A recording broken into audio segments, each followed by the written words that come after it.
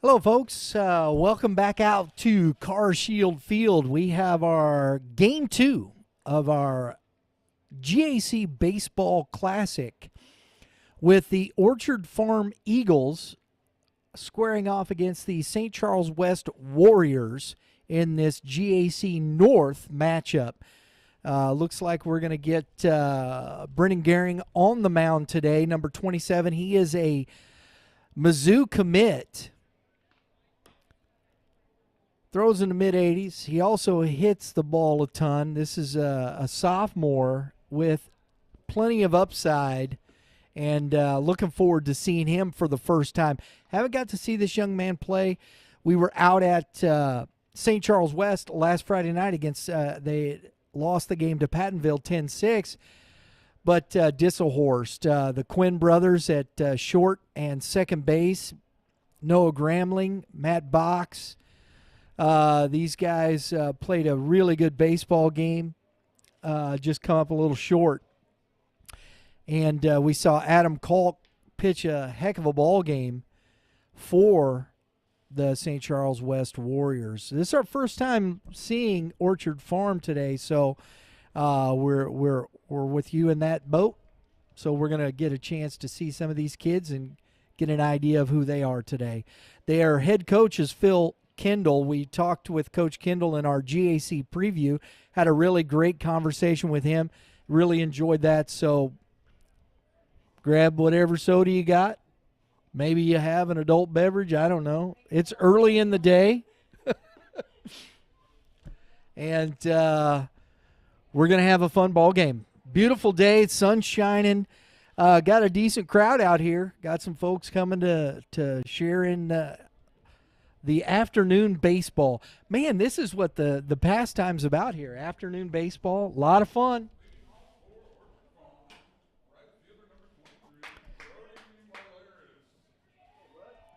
So Brody Malera steps in to lead off for the Orchard Farm Eagles, and a fastball down the middle, strike one.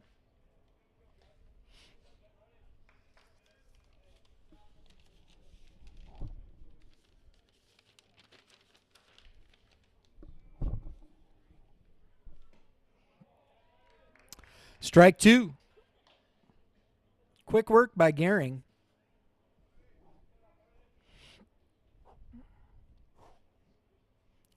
Brody Malaris, excuse me. Fastball gets by the catcher, ball one. We're going to try and get some stats here from the folks over at Orchard Farm.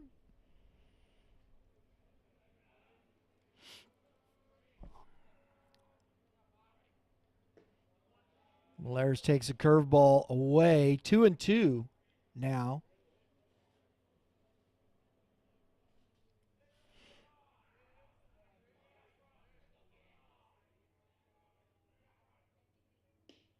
Fastball away.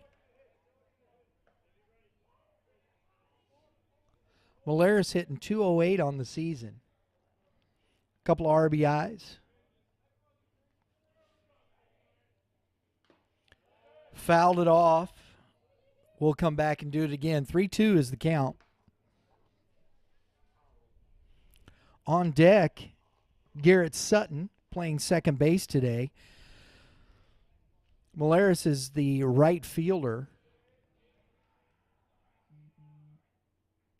And a ball hit up the middle for a base hit on a 3-2 count by Malaris to start the game.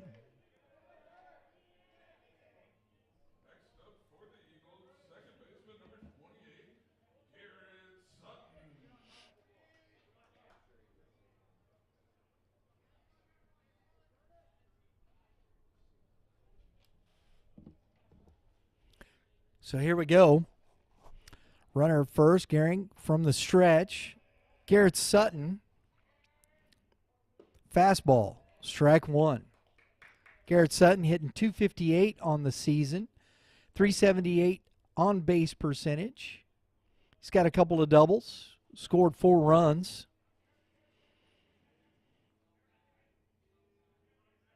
Short lead there by Molares, and Blue says he did go. So we got 0-2. Now let's see. Gehring had Molares the leadoff 0-2. Let's see what he can do here, if he can put Sutton away.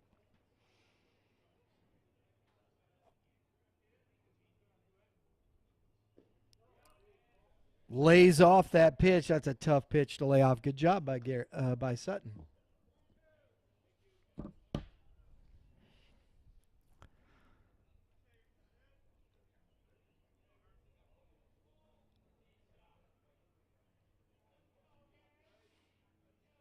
Short lead by Molares over there.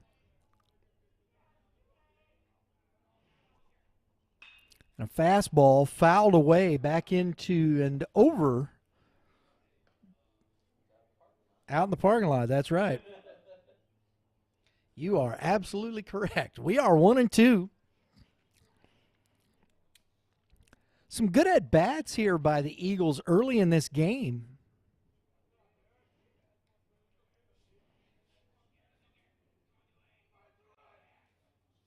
Curveball stays up. 2-2.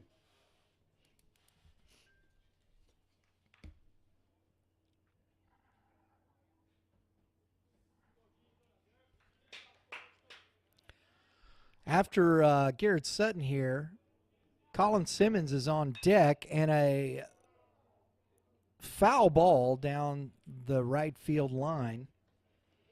2-2 still. Hitting in the 4-hole is Andy Trupiano.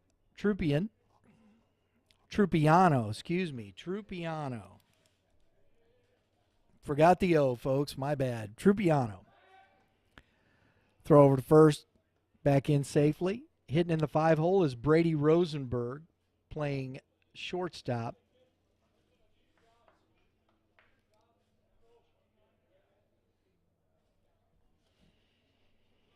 Two-two pitch in the dirt. Nice jump by Molares. He got that on that pitch. Good read on that. Takes second base on the wild pitch. 3-2 to Sutton.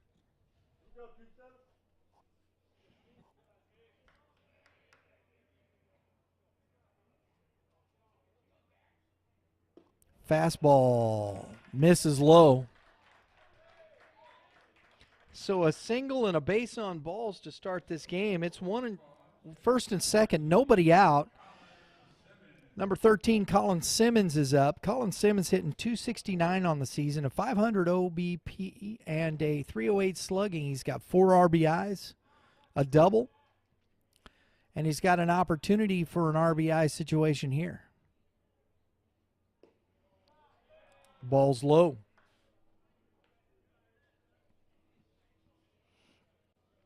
Finishing out the lineup for the Orchard Farm Eagles, Matt Lebeck playing first base, hitting in the 6-hole.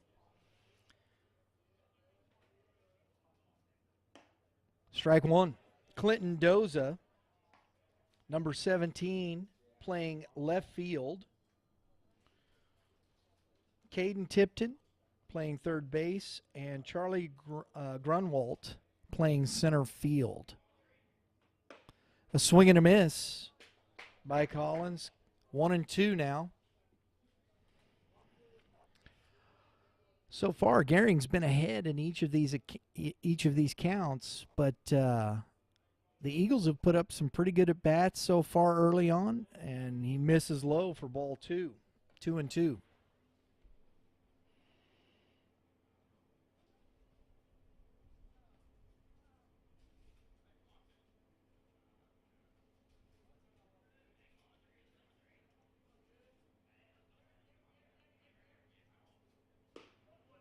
Strike 3 on the outside corner gets Simmons looking for the first out of the inning. Andy Trupiano steps in now, the pitcher for today. Trupiano's hitting .276 on the season with a .621 slugging, 7 RBIs, 2 home runs, a triple, and 2 doubles. So this young man has he's been getting it done at the plate as well. So he's got an opportunity to help his own cause.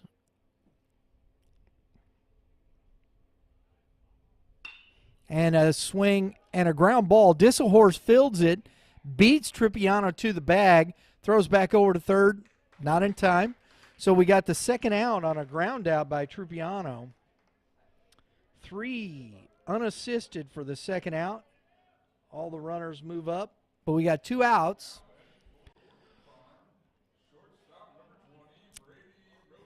Brady Rosenberg, the shortstop, hitting .500 in 14 plate appearances. He's got a couple RBIs.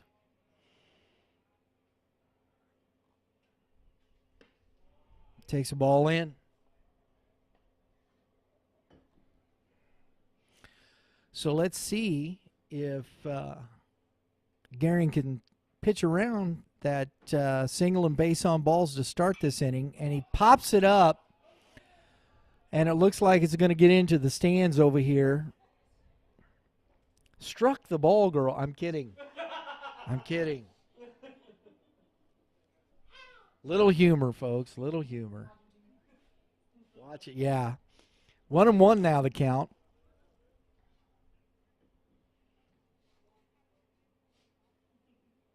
Beautiful afternoon here at the ballpark. Enjoying the sunshine.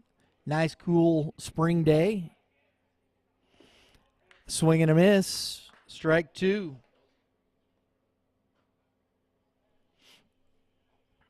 Looks like Gehring pulled the string a little bit on him there. Had him out front. And a ground ball to the shortstop. Quinn comes up firing. Disselhorst can't pick it. And it's going to allow both runs to score as Rosenberg slides into second with 2 RBIs on the error by the shortstop, Quinn.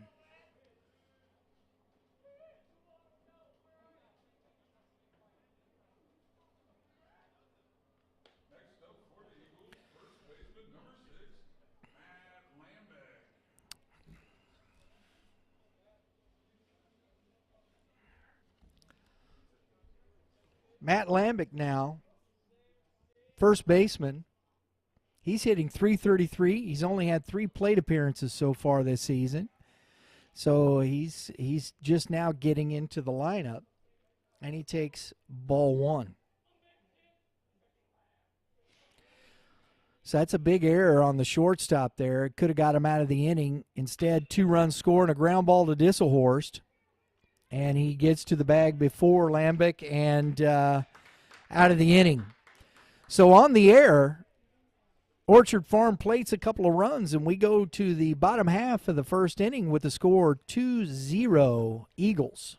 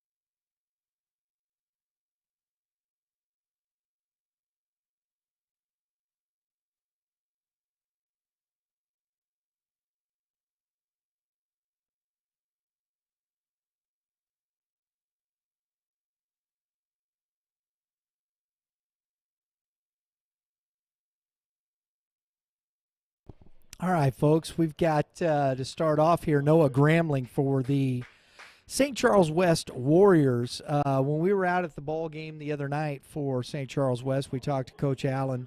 A couple of errors really hurt them against the Pirates as well. So it'll be interesting to see how they can fight themselves back here and see what they can do to get themselves on the board.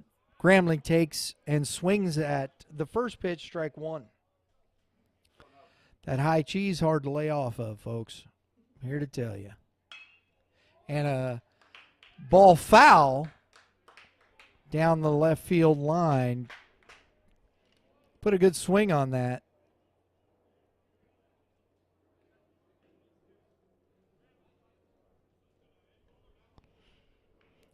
Oh, 0-2 to Grambling, the left fielder. And a ground ball to the second baseman. Gobbles it up. Out number one.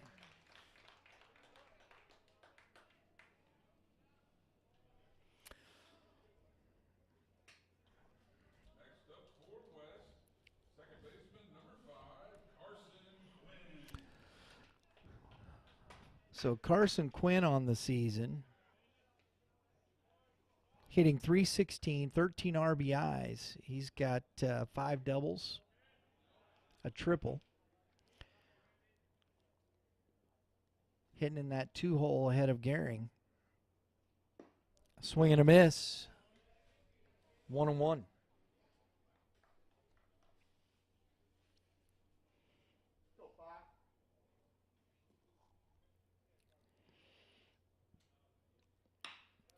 And a rope right to the right fielder on the run. Nice play for the second out of the inning.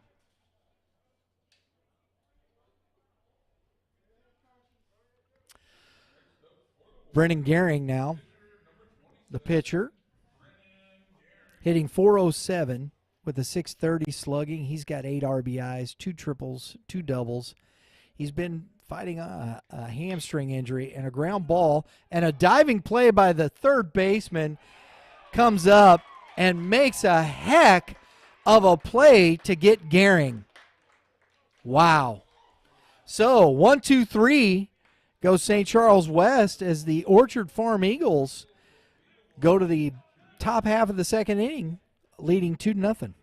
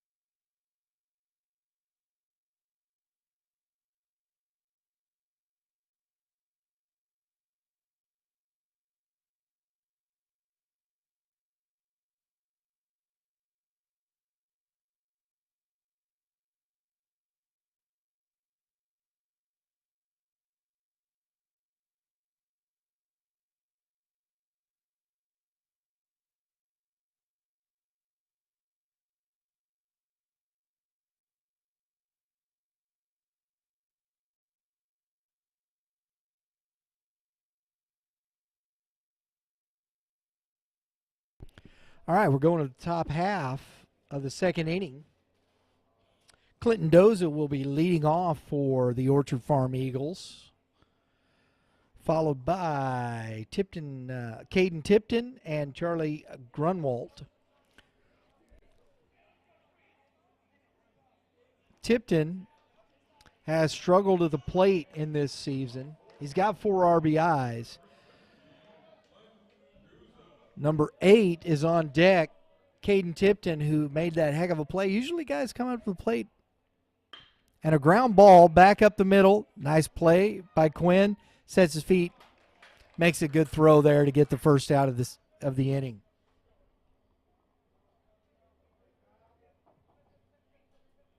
Next up for the Eagles, third baseman number 8, Caden Tipton. Tipton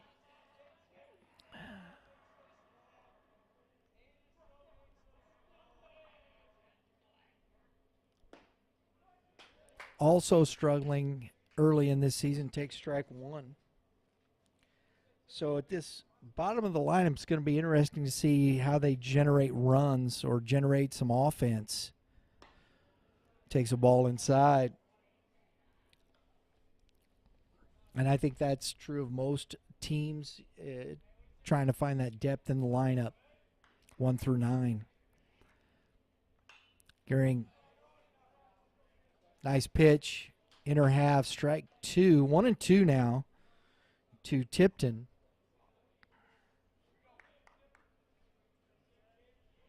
Eagles up on the bench. They've got a good start going here. Gehring, curveball stays up. 2-2.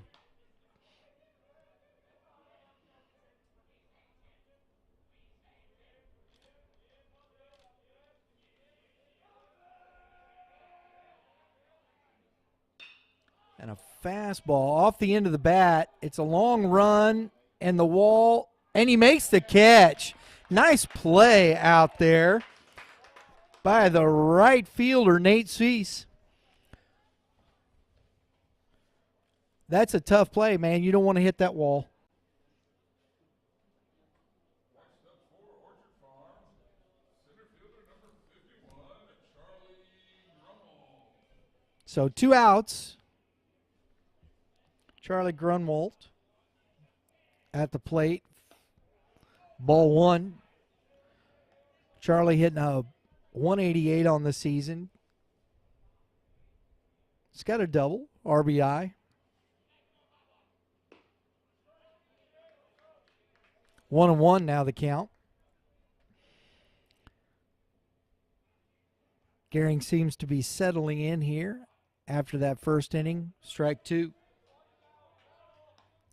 That's what you do. If you can't get to a pitcher early, you try and get to him as early as you can.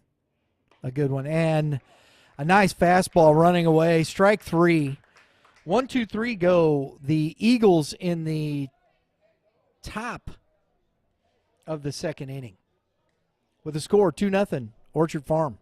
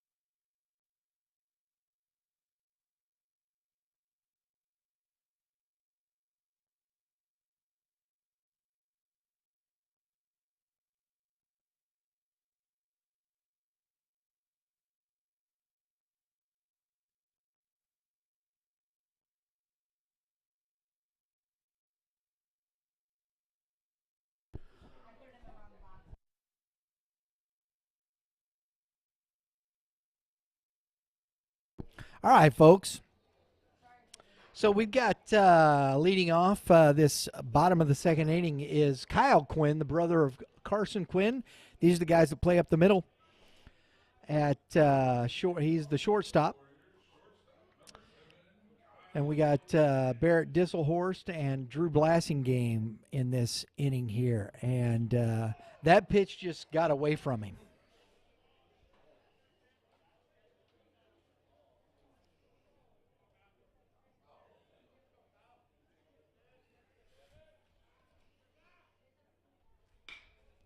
And that ball's hit to center field. Under it. Makes the catch for the first out.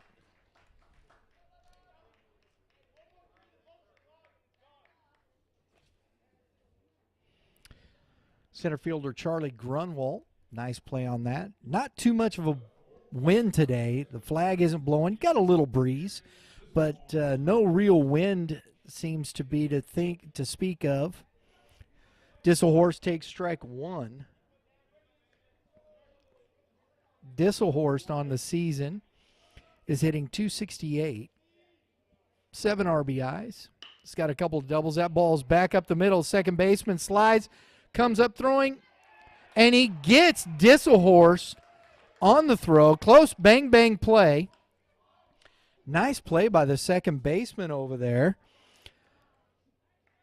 That's Garrett Sutton sliding.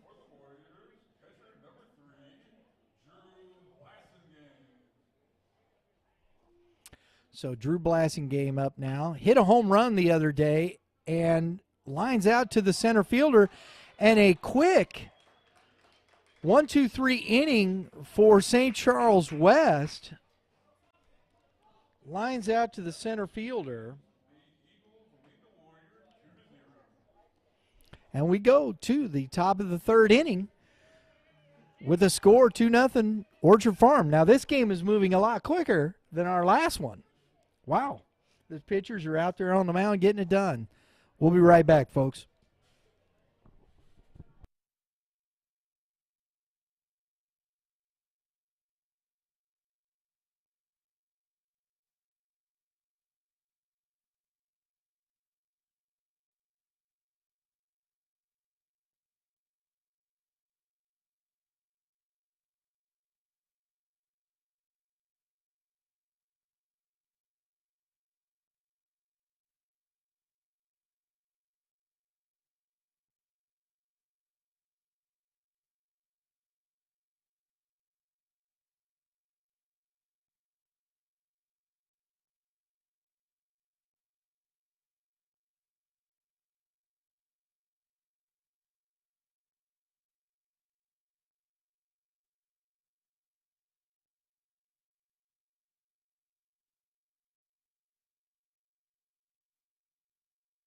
All right, folks. We Orchard Farm leading off this third inning. Will be at the top of the lineup. Brody Moularis singled his first at bat, scored on the throwing error.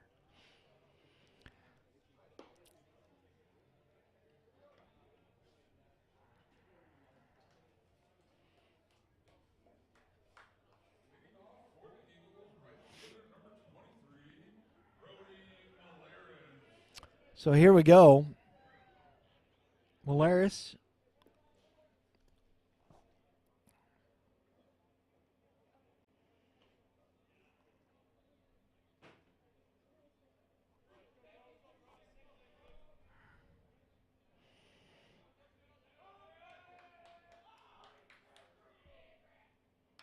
Fastball. Fouled straight back. Strike one.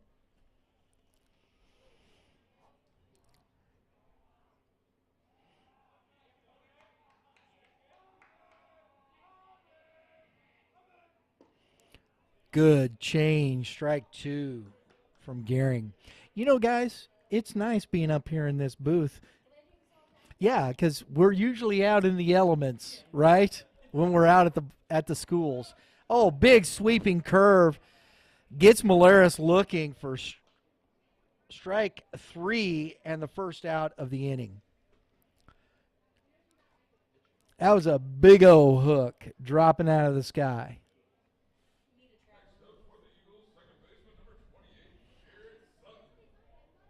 Garrett Sutton now, who walked his first at bat, takes ball one.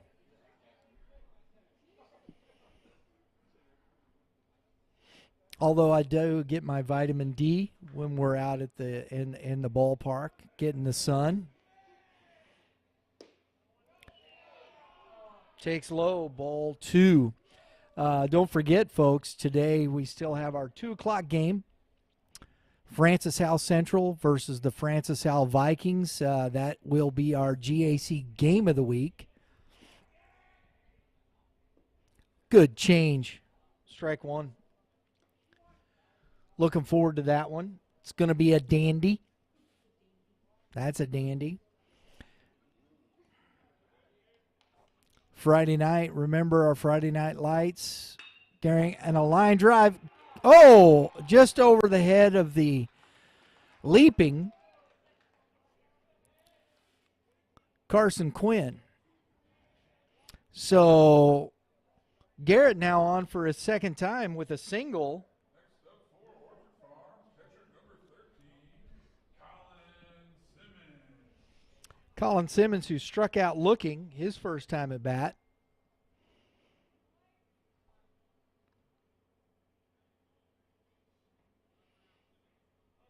So we're already through the lineup once for the Eagles, and he's going, and the throw is over the head of Kyle Quinn, and a stolen base for Garrett Sutton. I mean, he went boom right off the bat. So he's in scoring position, trying to add to this lead. Colin Simmons hitting .269 on the year.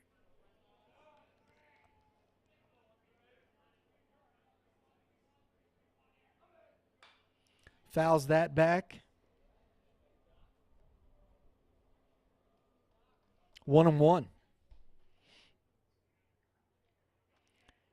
Eagles off to a fast start. Little different time of the day we're playing here. Most of these guys are still in class, so this is interesting.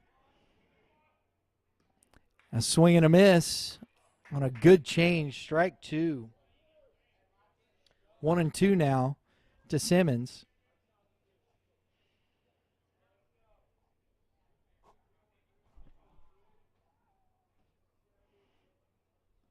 Ball in the dirt, laid off. 2-2. Trupiano is on deck.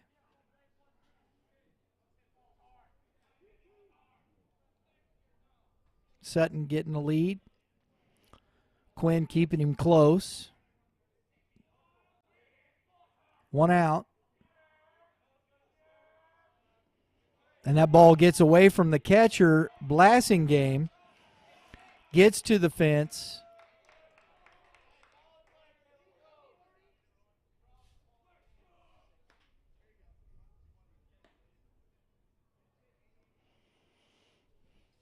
And Sutton takes third on the wild pitch. 3-2 now to Simmons. Hope you're enjoying the broadcast today, folks. We are having a good time out here at the ballpark, bringing it to you. Oh, that was a tough pitch to take there. Wow. Wow. So we got a base on balls. Courtesy runner number 22 is Blake Jackal. Jakul. If I'm butchering it, folks, I'm sorry. Hey, this beat's working, right? Exactly. That's what I'm talking about. We're having a good time out here at the ballpark. Gehring in some trouble. First and third, one out. Trupiano at the plate. He's their big gun here. Takes and swings and misses. Strike one. Here's the guy in the lineup that does the most damage.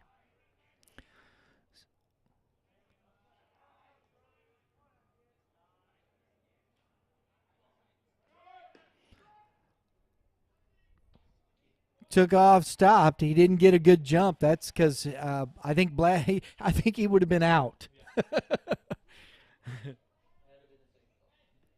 So that is 0-2 now to Trupiano.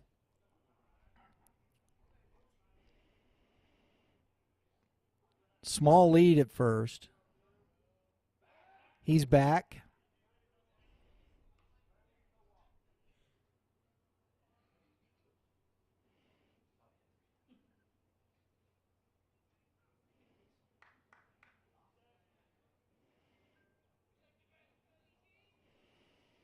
Gehring struggling through this first two innings here.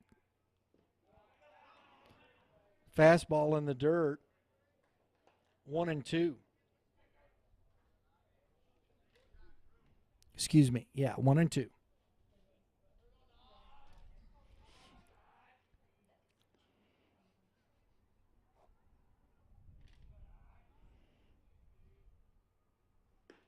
A swing and a miss for strike 3. Trupiano goes down on strikes.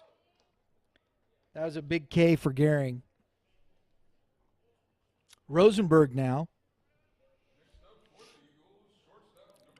Reached on the air by the shortstop in the first inning. He's got the RBIs here. So we've got another situation. See if Gehring can finish getting himself out of this.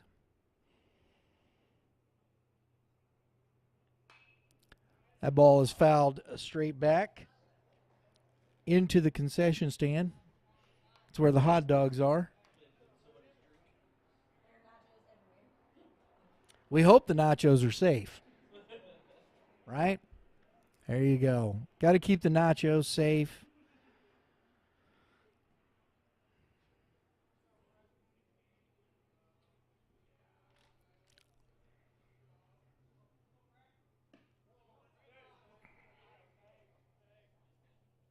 One and one.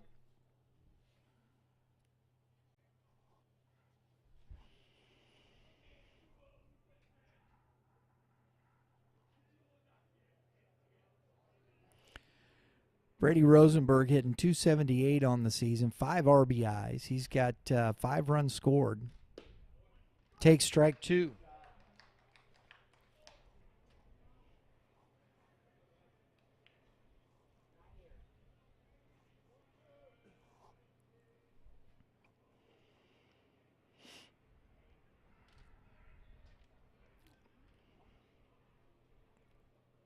See if he can put something in play here.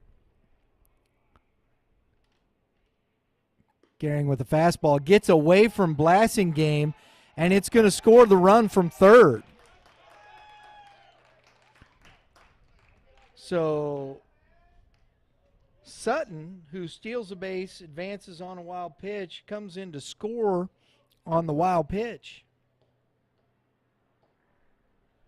And it's a 3-0 Eagles lead.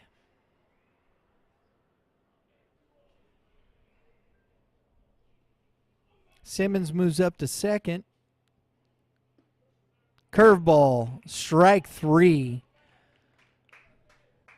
Finishes the inning, but not until they get one more across the plate. We go to the bottom half of the third inning with the score. Orchard Farm 3, St. Charles West 0.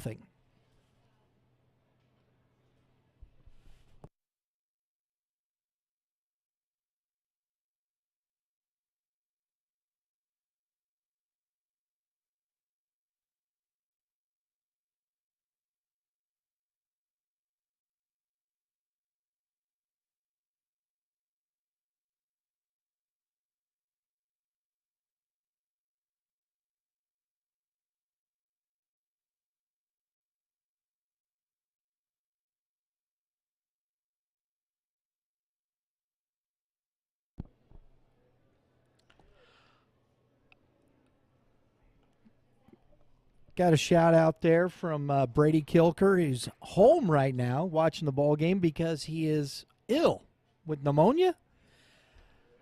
Hey, buddy, get well soon. That's tough, but appreciate you watching. Hope you get to feeling better soon. Especially when you're missing days like this, man. It's tough not to be playing baseball on days like this. Justin Kalk now at the plate. Takes ball 1.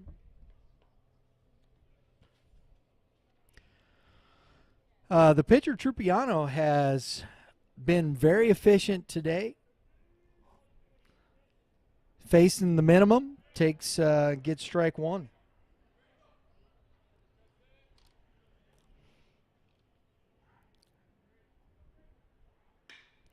And a line drive, fly ball to the center fielder, Grunwald, who puts it away for out number 1.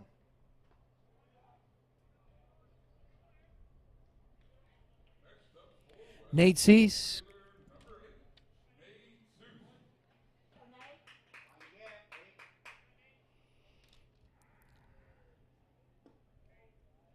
Takes ball one.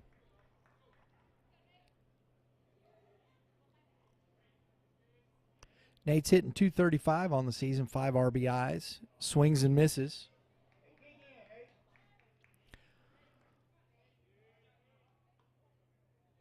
We got an 0-2 count.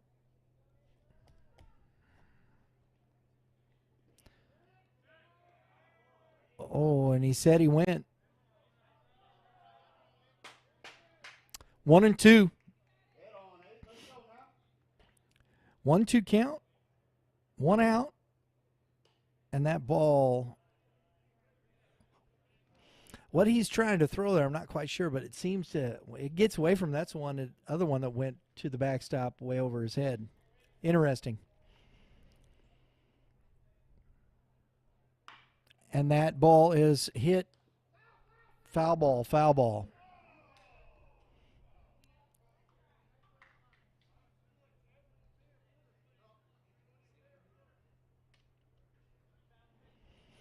I agree. I understand where coach is like, because he should have waited. The blue did make a call to begin with, but then called a foul, which it was. It was foul. It was called. But I agree. I understand where Coach Allen, wait then to make the call. I get that. Bolt. Full count here to Cease. I can't remember. I think we had it right the last time. And he got the walk. Nate Cease, I believe is what it is. From what his mother said the other day. Right? Nate Cease. So Matt Box now, the center fielder, steps in. Cease getting a lead over at first. We got the lefty here. So first time we've seen him from the stretch. Let's see how he handles. That ball stays up.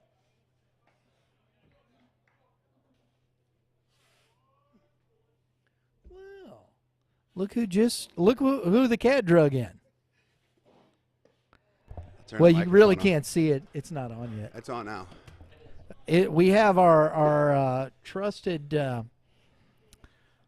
dude from the hitting zone, my Youth Baseball Midwest or Youth Talk co-host, Mitch Thomas, joining us. What's up, dude? Hey, buddy. You weren't feeling very well, were you? No, I had my gallbladder taken out a couple of weeks ago, and I'm still feeling it. I'm a little trying to figure out the food. That's the tough one, isn't it? Right. A little bit of bloat, so I'm a little sore. Well, I'm glad to have you because my throat is kind of parched. Well, I've been talking a lot. Yeah, I was listening, and the AD from Troy came over. I was like, he saved him a little bit. And I was like, I wonder if he's got anybody for game 2. So I hopped in the shower, got up here. Nice pitch. 3-1 to Matt Box. And the runner goes. And, that's a great piece of hitting right there. Oh, you might send him. Matt Box, he's going to send him, and the throw's coming in, and it's going to be away, and everybody advances. That's aggressive by Coach Allen. He wanted to get his team going, I think, right there. Heck yeah.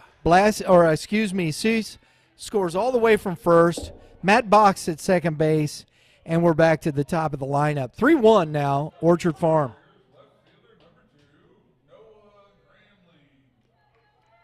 Really aggressive by Coach Allen over there with the hit and run, and then to send him from first to score there. Got to hit the cutoff though. Got to keep that run going to second base. Right. I think he's trying to throw some kind of change up there that just stays up. 3-1. It is 3-1 Orchard Farm.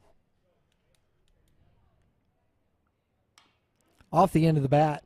I've been tuned in. I've been watching. Grambling grounded out to the second baseman in his first at bat. He's 1-1.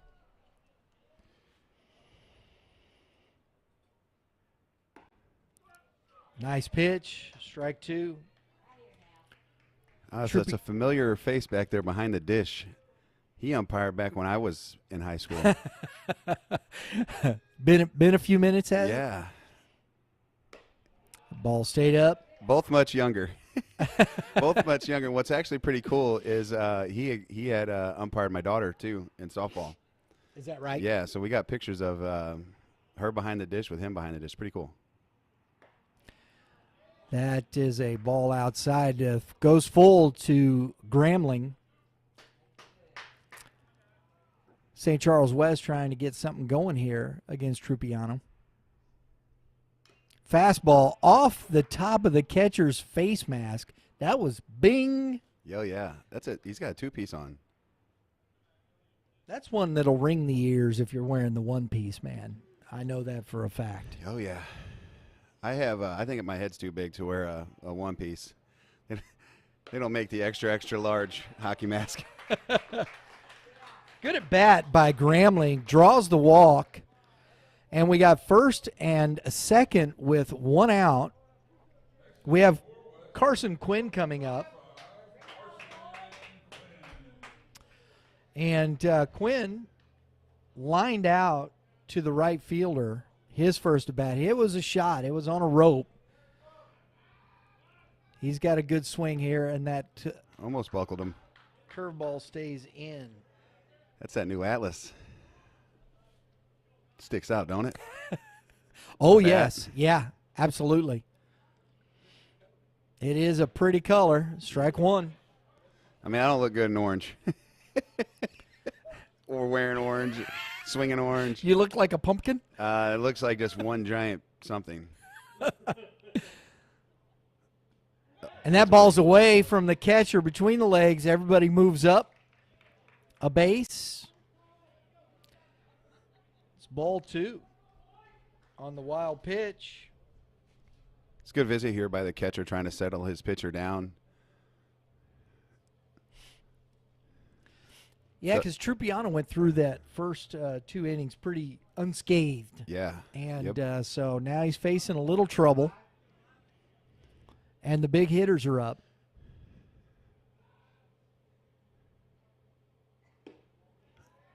I'm waiting on it, Brian. Just a bit inside. That's not what I was waiting for. What were you waiting for? What's on the pond? Ducks are on the pond. Ducks there you are go. on the pond. Oh, man, I almost forgot my hunting reference, didn't I? Yeah. There And we that's go. ball four. Got to expect a visit right here by the coaching staff. Well, he's Try to on the settle step. down. There you go. Look at you. Got to, right? Yeah, this is a tough spot. You don't. I mean, they've got the lead 3-1.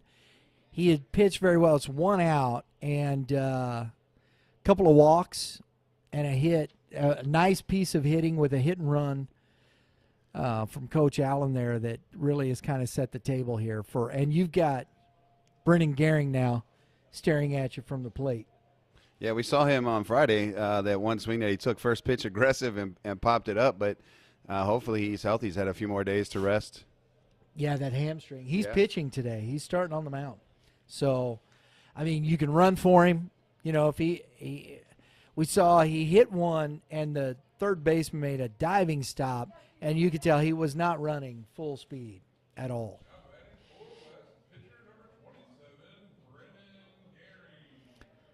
So let's see. This is the guy you don't want to see with the bases loaded.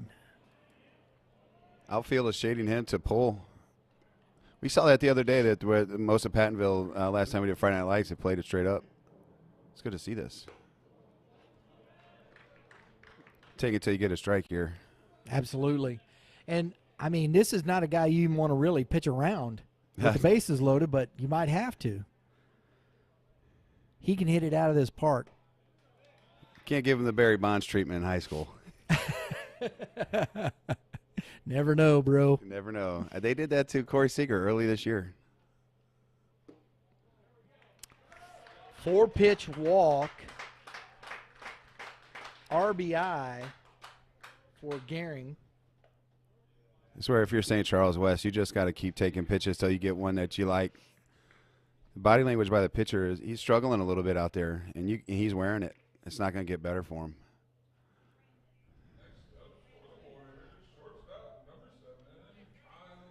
Kyle Quinn, who flew out, to the center fielder his first at bat. He's got opportunity. Base is loaded. 3-2 ball game now. Tripiano throws it in the dirt.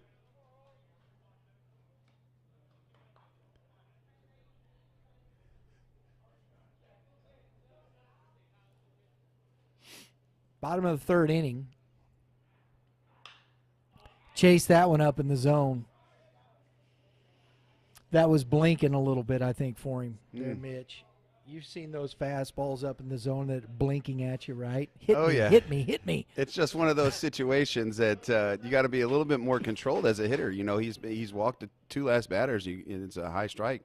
I mean, I get it as an approach. You know, you might want to see a ball up so you can drive it up, so, you know, sacrifice fly there, if you will. But in this case, I'm letting him throw me a strike first. And that ball's up. 3-1. There you go. That's ball 4. He hasn't been able to come back down in that strike zone. It's having that understanding of the situation, right? Yeah, and you're down, right? You're down 3-2. That's ball 4. That's live. It's live. I thought he was going to.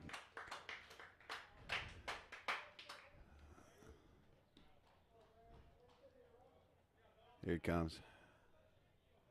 We got an exchange happening. Looks like the left fielder or shortstop's coming in. Oh, there Shortstop, might be a looks few like. changes. Yeah.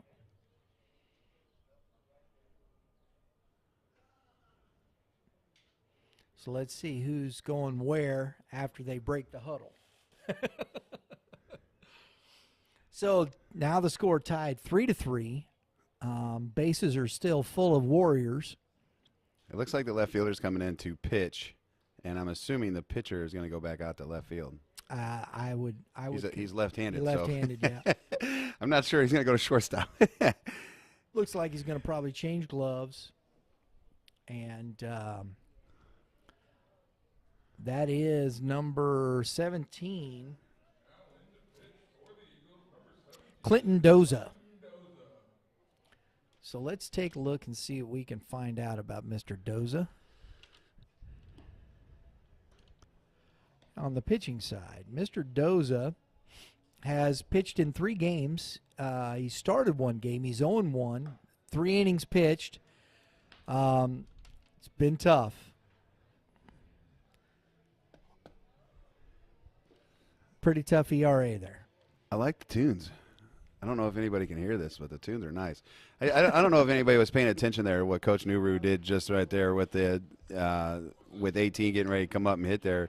You know, he was kind of cheating close to the box. Nuru said, hey, get away from there. You know, it's kind of that unwritten rule. Yes. You know, not to be so close, you know, Right. when you're taking your dry hacks there, getting ready. So here we go. Disselhorst, who is who's one of their RBI guys, 7 RBIs. He's got hitting 268, 4 doubles. This is a great opportunity for him. Right off swinging the at the bat. first pitch.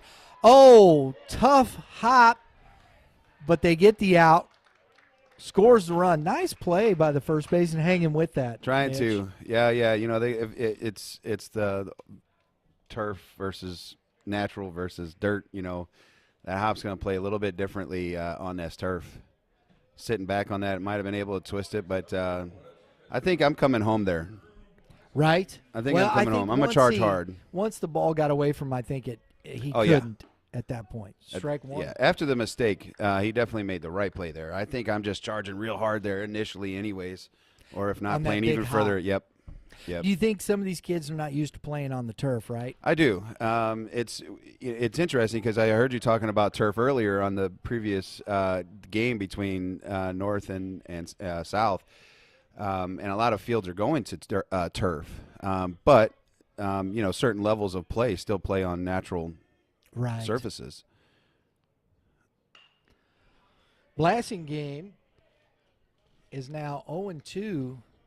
He hit that home run last Friday. Remember? Yeah, it's like I wanted to call him blasting. Blasting game? Yeah, because he blasted that baseball. That's good. It was I a like shot. It was a shot. He popped this one up. Who's got it? Who's got it? First baseman Ooh. makes the catch. A little swirl. Wind picked that up a little bit. Yeah. Wow, that they got out of that, but they gave up 4 runs in that inning. Could have been bigger, I think. Yeah, hats off to that pitcher coming in and pumping strikes there to give themselves a chance to limit the damage there. Absolutely. So we go to the top half of the 4th inning with the score now. St. Charles West Warriors 4, the Orchard Farm Eagles 3.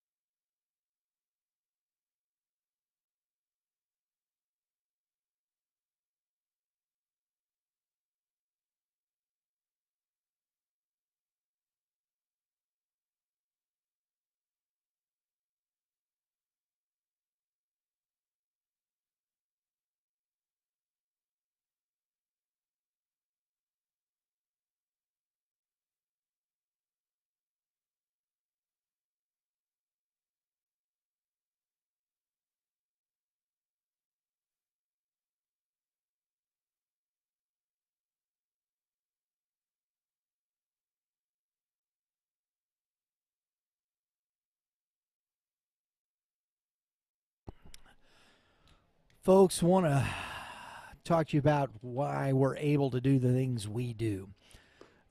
We have some great partners in this area. One of those is Prime Sports Midwest. Good folks over there in Fenton, Missouri, in the Champions Village. They got a great selection of baseball gear all over that store. Bats, helmets, gloves, bags, accessories. You name it, they got it. They do. Go check out their most recent post there on Facebook, too. Shows you a little bit of a panoramic view of what they got going on. Sweet. Love that. Go check out Prime Sports Midwest over in Champions Village. Tell them YBM sent you. Gearing now. Swing and a miss. We got Matt Lambeck leading off, swinging at the first pitch. Be interesting to see how Gehring does here now that he's got the lead. I always think that's so important when your team gets you the lead, come out, go get them. Yeah, well, I mean, it didn't even have to be the lead. Just coming out and scratching 2 runs there, you know, even if they're still down, to be able to come out and have a shutdown inning, just to give your team that chance. Being up now, that's absolutely. Let's go get them for sure. Absolutely. 1-2. Foul tip. But I could tell you that's one thing as a coach that drives me bonkers. You know, you go out there, you scratch a few runs, you put up a crooked number, and then you go out and give it back up. Yeah, that's that's not good. That's why I have little hair on the top. Oh, Nice and a curveball. good curveball gets Lambeck swinging. I got to ask, are you like old school or are you new school and how you throw the ball around? You know, from third base, shortstop, second base, third base pitcher? Or do you like the third, second, short, third pitcher? I don't care, just as long as it doesn't go in the outfield. Fair enough. That And it's honestly, quick. Yeah. Be snappy, be peppy, and Straight don't back. throw it away. I Yeah, don't care who you throw it to. fair enough. I'm third, short, second, third. It drives me crazy. I always like, from time to time, chuck it over to first baseman, Get him involved. Those things to me are always kind of like, whatever you want to do, bro.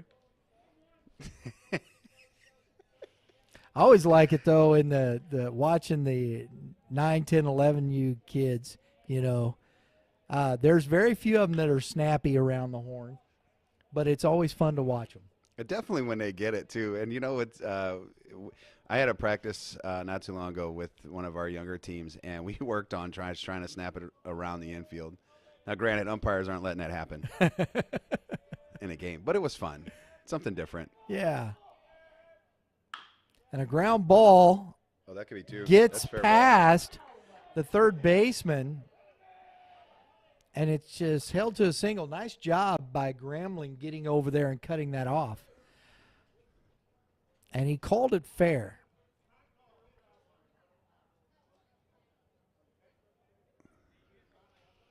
Coach Allen asked him for an explanation. That's close. Over the bag. It was in fair territory when it popped the last time. So, you know. It looked fair after the bounce behind the bag. Yeah, I agree. It looked like a fair ball to me. Just one of those. C&I.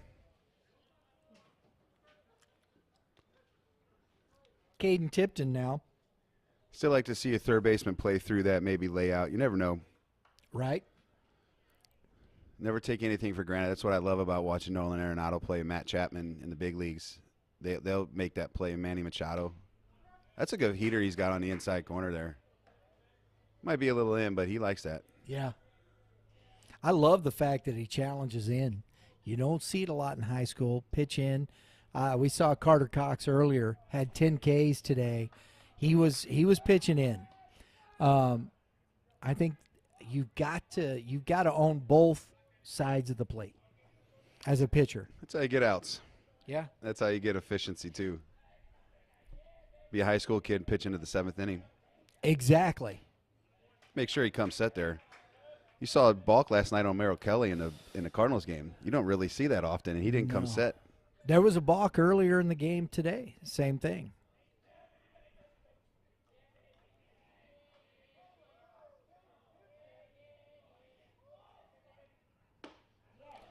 He just kind of reared back and said, see if you can hit this.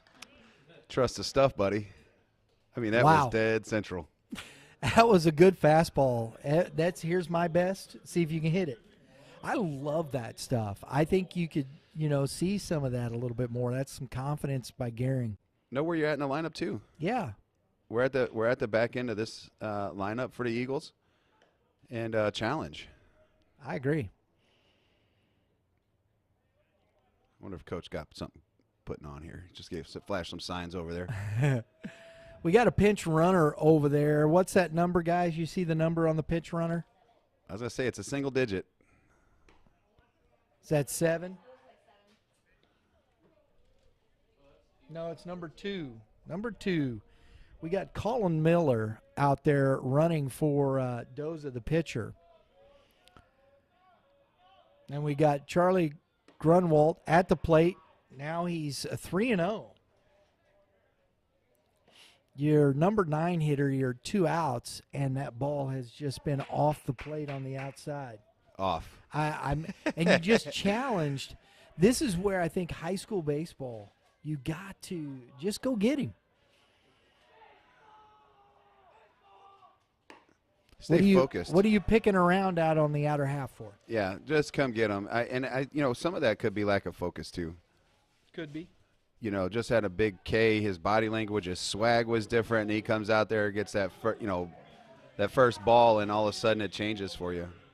Molaris is 1 for 2, singled, scored a run. He struck out his last time at bat. Fastball.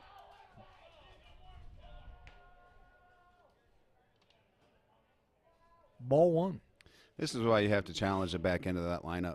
You get to the leadoff spot, you got a runner in scoring position, give him opportunity to tie the game. Right. Ball in the gap, scoring 2 with 2 outs. Should be moving. And he's 2-0. And that walk, you may, on a young pitcher, sophomore here, lose a little confidence. Mitch, maybe? Could be.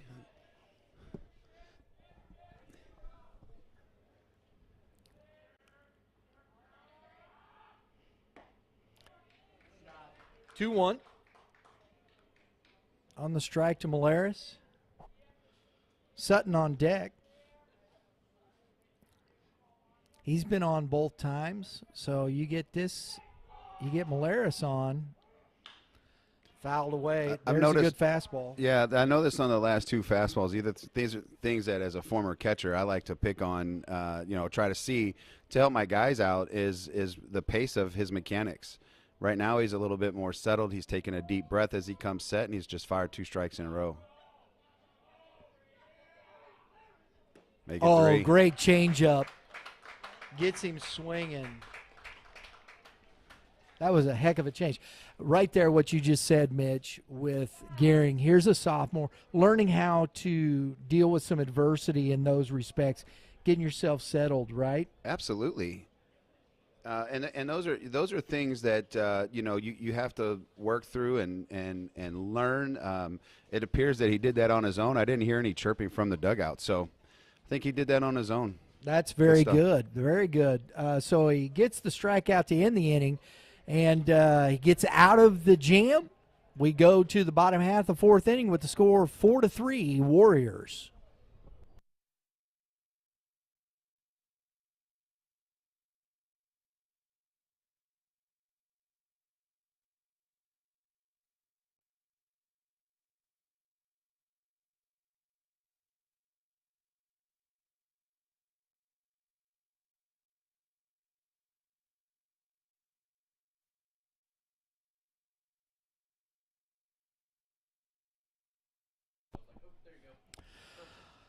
You know, folks, we've been talking here and there. While you're here, if you're enjoying what we're doing, please take a moment, hit that subscribe button. Don't hit it. Well, yeah, hit it.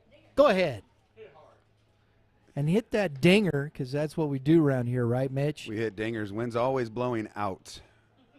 There you go. Always. Because that will get you. We got some great YBMcast youth and prep baseball talk. Mitch is part of that.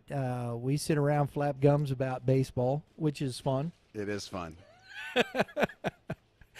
We got our good buddies over at Game 7 Baseball. We get Dave Penning on there talking about Game 7 Baseball. It's fun. Yeah, it's always fun to have Dave between us, though. Yeah. Oh, man. So leading off now is Justin Kalk, the DH. Takes ball 1.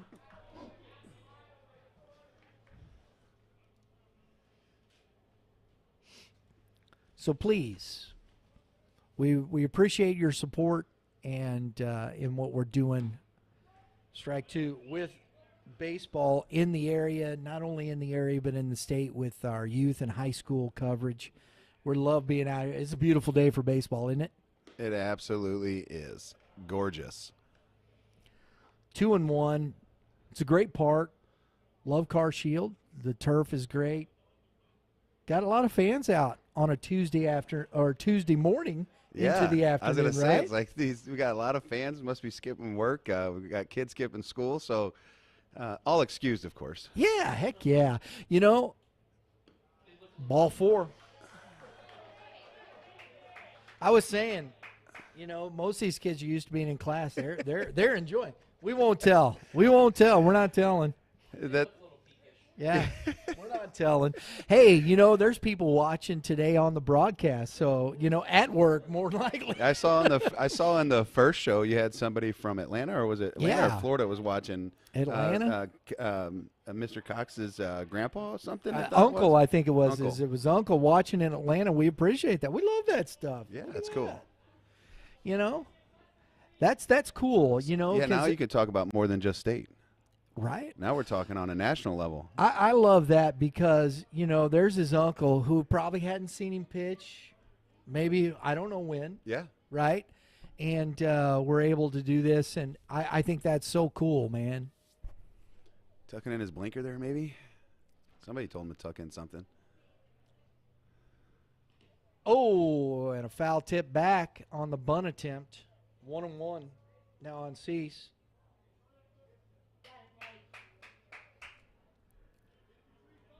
Nate Cease trying to move that runner. Still 1-1. Got an opportunity. Think he's going to go back to the bunt here, Mitch? I think so. I think Coach Nuru is trying to add on. Oh. Late snap throw. Oh, ball gets past the first baseman and allows the runner to get to second base. So Kalk into second on the throwing error by the catcher. It works just as good as a bunt for St. Charles West. I'll tell you, bud, we saw Connor Mendel behind the plate for South pick off on a back pick on the throw down to second. Oh, and it was a seed. Love it. He is a really good player, Connor Mendel. He's a junior, and he's constantly working those runners at first base. Really like what he does behind the plate. Oh, a big swing and a miss. 3-2. I like it, though. A little 3 foul run. tip. Yeah, he threw a little wrinkle there, too. I don't know if that was a changeup or just. That was the floater. Yeah. Just turned on that into the bushes over there. You can't call it the ephus now. It's got to be the floater. Yes, sir. That's the heater is the floater, right? That ball's up. So ball 4. Oh, that was his. That was And his. Six gets on with a walk. So we got back-to-back walks to start this inning. And we have Matt Box now coming to the plate.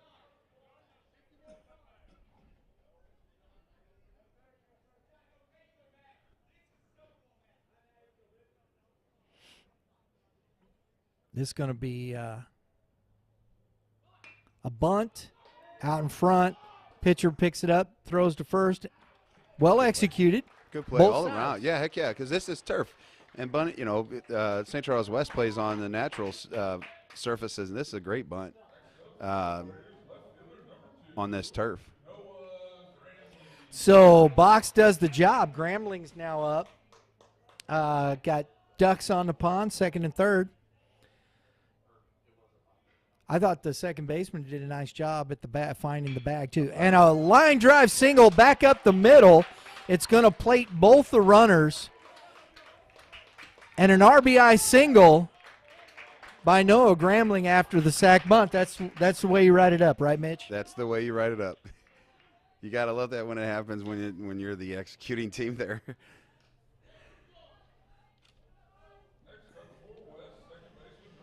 So 2 RBIs for for Noah Grambling. He's at first base, 1 out. Carson Quinn now, and hits a tough hop. Nice play by the second base. Oh! First baseman couldn't make the pick. That's a little rushed, right? Yeah, a little bit. You could see both of them having a little bit of frustration over there. Obviously, was trying to look to turn 2 there, but couldn't get out of the glove. Made the right decision to fire over at first base, but like you said, rushed it. So an error on the second baseman puts Carson Quinn on base with Gehring now up.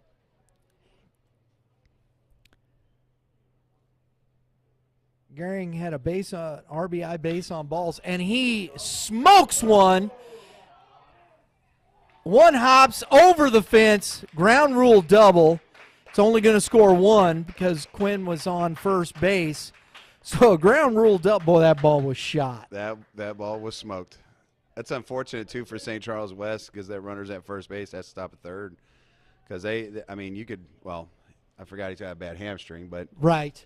That way a ball He'd was rather hit. been trotting, Yeah. I'd imagine. He might have been staying at second base, but, if it's maybe anybody different, that could be a triple plus. Yes. How big it is in the outfield. And then we talk about the arms out there. So it's 7-3 St. Charles with Kyle Quinn now up to bat. He walked, had an RBI on that walk. This feels like, and that ball's to the fence. Here comes Quinn to score on the wild pitch.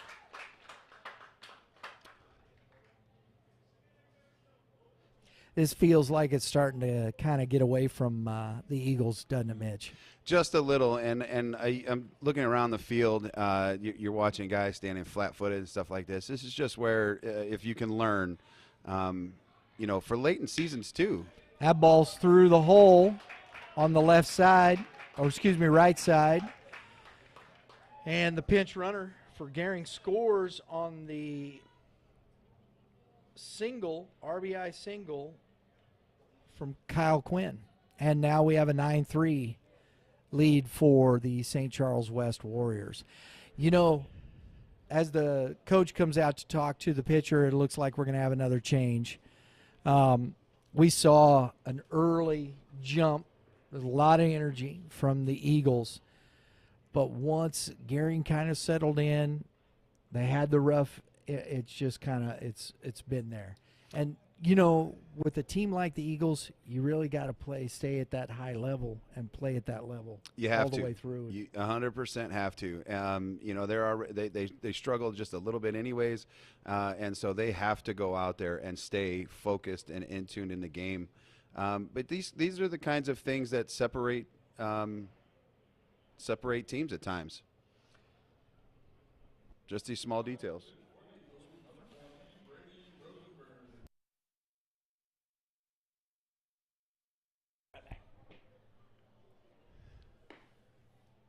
Yeah, leave me on the microphone. This is good. What do you guys want to talk about here while we are in break here?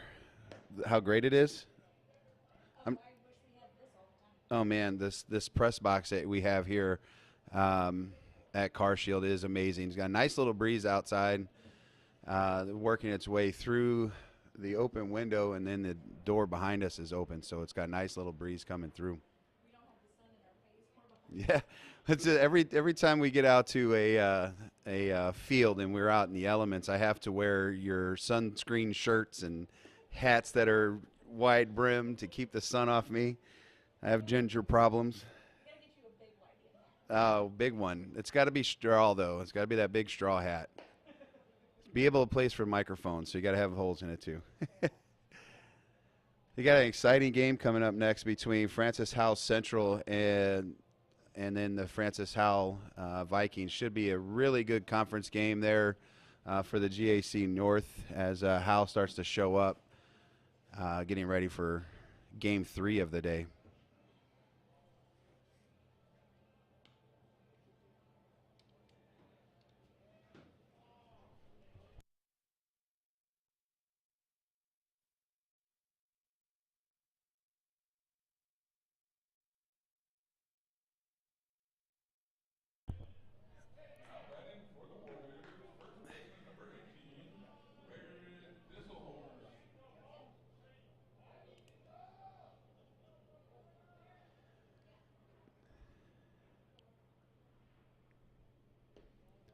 First pitch of Disselhorst is a ball.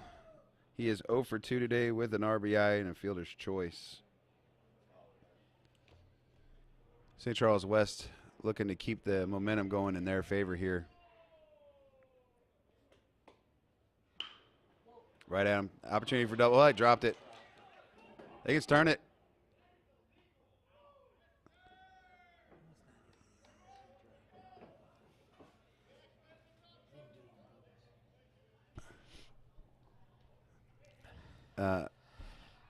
Well, we got a lot going on here.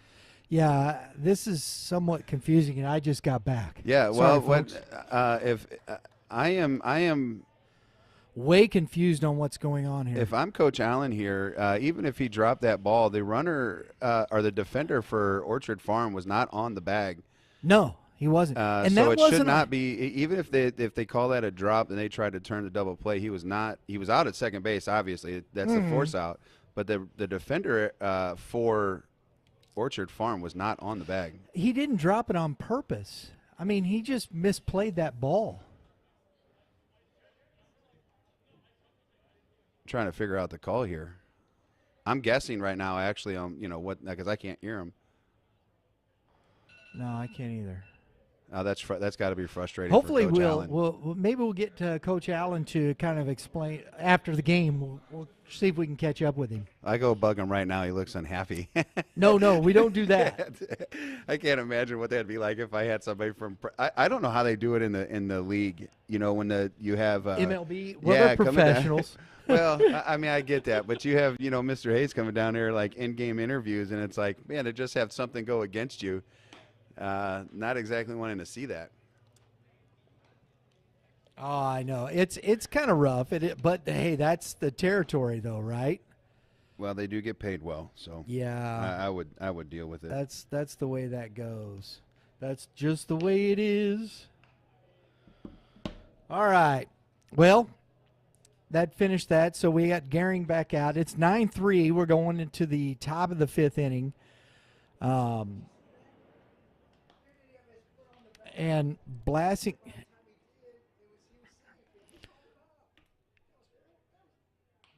Blassingame, excuse me. We're waiting on Blassingame. There was. Gehring is now finishing his warm-ups. Oh. Thank you, Mitch. I do know how to keep score. It's one thing I actually know how to do. And I was looking at that. I'm trying to, how do I score that? Because I don't exactly know what the call was. Well, I assume it was a 6-4-3. There was no way. They did something on that other than that because, no, he wasn't out because he didn't call him out on that. I think they called it on this deal of him dropping the ball. That's what I. But so they call it a catch? How do you can't judge intent, I think. I'm not sure. Well, we'll leave that one alone. That's why I'm up here and those guys are down there. Number 28, Garrett judgment. Sutton is walked his first up, scored, singled and scored. 1 for 1 today with 2 runs scored. Takes strike 1. It's 1-1. See if Orchard Farm gets some of their energy back. Strike 2. Good pitch on the outer half. Well, we could tell the pitcher's going to come right after him, so they got to be ready to swing. It's going to be interesting what Coach Allen's going to do with him coming back from a hamstring injury, see how long he lets him go. Agreed, right? Keep him healthy. Yeah, he got 5 innings in. It's good ball, up by 6. Strike 3. No, he called him out. He doesn't have to do that. He punched him out. Well, that's where some people. Now, these two gentlemen here, in my opinion, the umpires, they haven't been horrible, but they got to. That's got to be. He's got to say, no, I called him out. Just be loud. Yeah, just be loud. Come on, guys. Hands up go a long ways. So we got a K.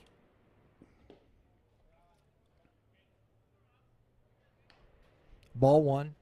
Just let everybody know what's going on, please. Let everybody know. Fair foul balls, those are ones that are always, as my umpires, you know, as a coach now for sure, is, hey, just give me a little extra voice. Give me your best. 2-0. Exactly. I'm with you there, Mitch. Well, you just got a lot of things going on. You have so many moving parts moving, and you know, if we can shut it down to avoid injuries or anything like that. I know that that's rare and random, but at the end of the day, like if I got a ball that's hit down the line, that's foul, and I got dudes busting after it. We already saw the young man earlier run into the wall. Shut that down immediately. You can save those. Oh, that. Strike 1. 3-1. Now, I don't know what that was coming out of the dugout there. But it was loud. It was, well, yep, I don't. Curveball. Little. Nice Heck of a play. Carson Quinn, nice job, young man. That ball was dying quick, too. Yeah, Mitch. dying quail. That's a tough catch. You saw him take that because it looked like it come off the bat a little bit hotter, and then all of a sudden it just started dying on him. He rounded that baseball. They had to dive in on it.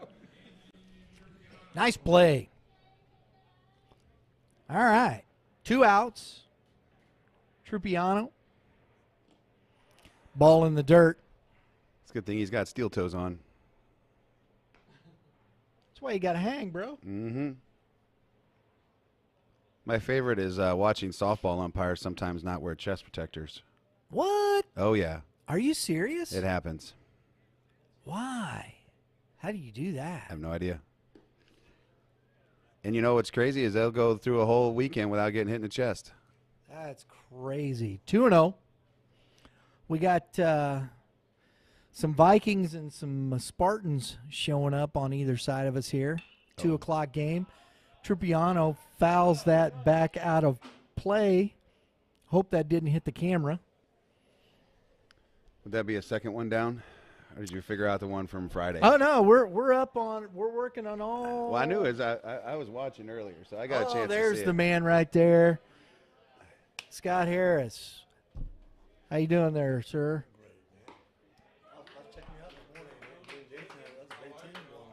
Yeah, Jason, he's got a future in broadcasting if he wants to, you know. Hopefully everybody can hear it. Beautiful day for baseball.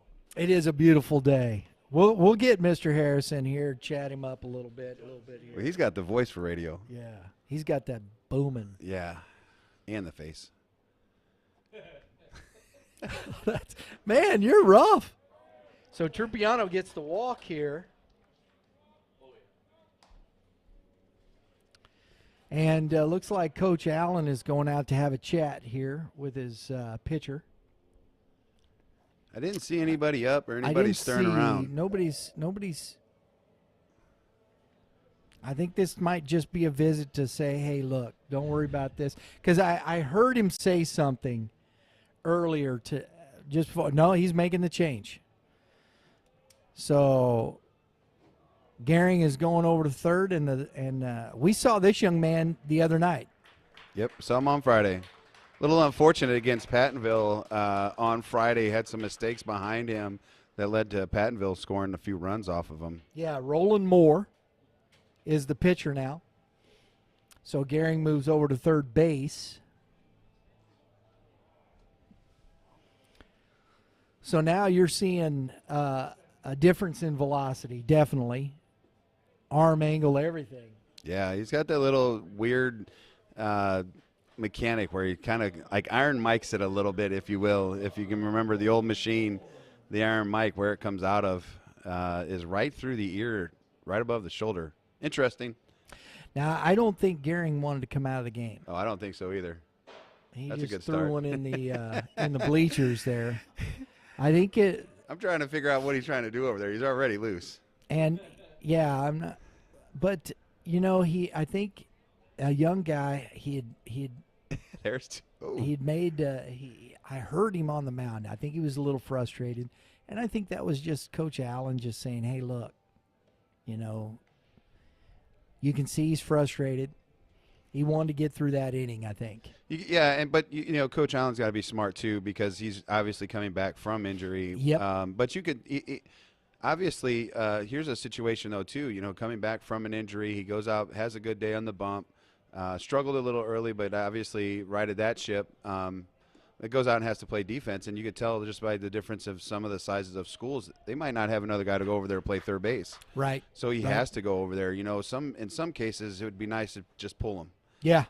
So that he doesn't get hurt or you know, anything else with that hammy, because now he can't run for him. No. So here we go. Number 20 is Brady Rosenberg, who reached on an error and struck out looking in the third. So here we go with his at bat. So Roland Moore, hey, maybe he's just got to get one out. Right? That's all he's got to do. Get in your bullpen. Those are Francis South Central guys down that line. It's a home game for Francis South Central, correct? That is correct.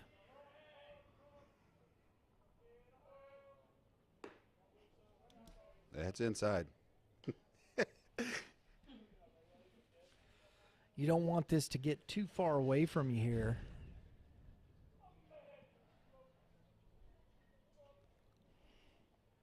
Short lead at first. He's going, and that ball's in the dirt, and he's got a stolen base. They had a shot if he can execute that pitch there. Yeah, because I didn't think Trupiano had a really good lead. It was short, but that ball in the dirt, there you go. So 2 outs, runner at second. We got a 2-0 count to Rosenberg.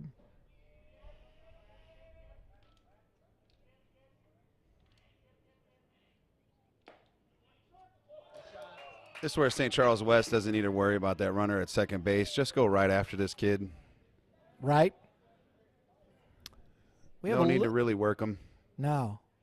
We got a little more wind on that flag out there in center field. It's picked up a bit since this morning. Yeah, let it be. And a ground ball back up the middle. Nice piece of hitting by Rosenberg. Scores Trupiano from second. And see, that's where we have to talk about those situations where you don't need to worry about working him, and your second baseman was working him, trying to get back to his position and couldn't recover to get back over there. You just let him play straight up, and that's a routine ground ball for him because he's a really good second baseman. So it's 9-4 now. Rosenberg on first with the RBI single. Lambeck, excuse me.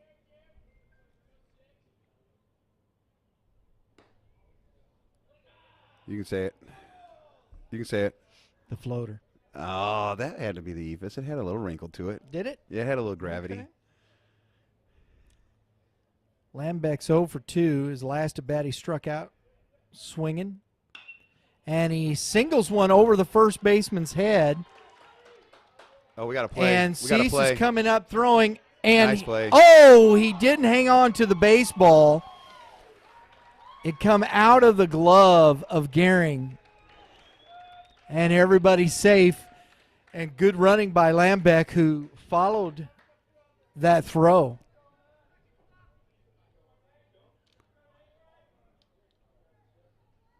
So a single, and he advances to second on the throw.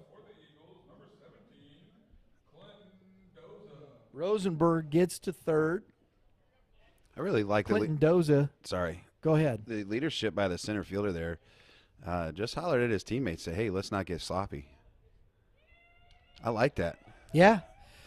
Well, and a fly ball. Gramling's going back, and he can't make the catch.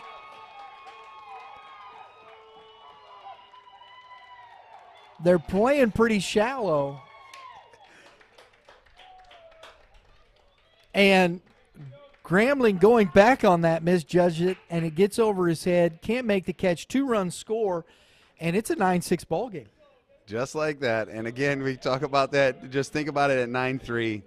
You're working at second base runner, and there's a routine ground ball right where Mr. Quinn's standing right now. And, just imagine if he'd have played that straight up. He could be out of this inning.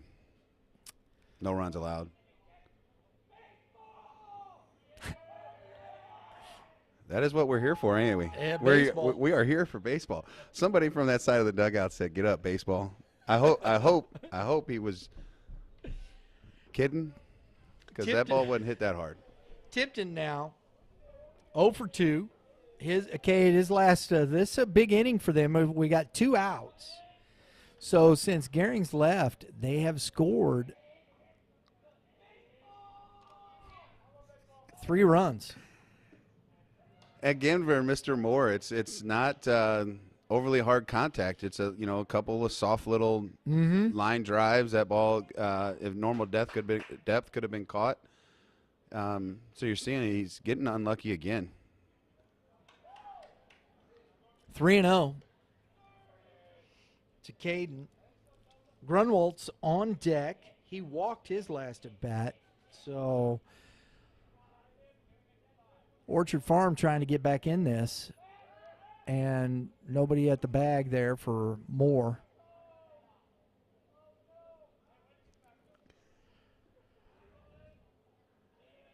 Well, we talked about the energy from the Eagles side of things. I guess it's back now. They scored a few runs, and so they're chirping a little. They're chirping. Strike. He's trying to do his best David Ortiz there. I understand. I know. I wish I would walking out love of the the box. 3 O's a little bit more. Give him a little more green light, Coach. He probably had it. He didn't like that. That was a little in there. would've The swung at it. obligatory 3. You'd have crushed it, right? Curveball, strike 2. Let's go. Good pitch, young man.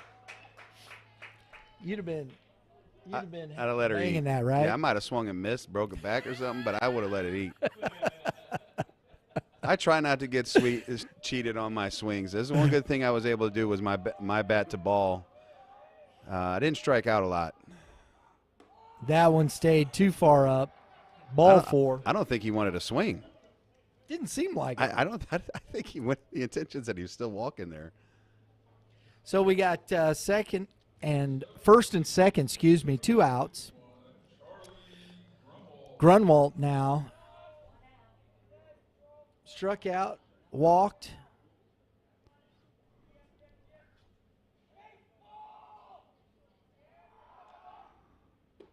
Swing and a miss, strike one.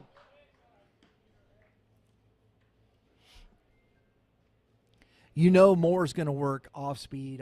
He'll throw his fastball in there occasionally just to, change up speeds and eye level. But he's working off speed stuff for the most part. That hit him. Yep, that hit him. And you know what that means? We are back at the top of the lineup.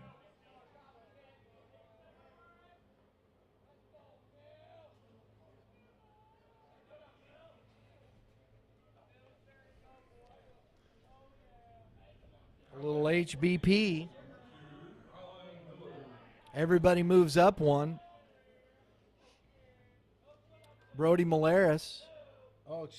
Colin Miller. Ground ball to Quinn. He gobbles it up. Ends the inning.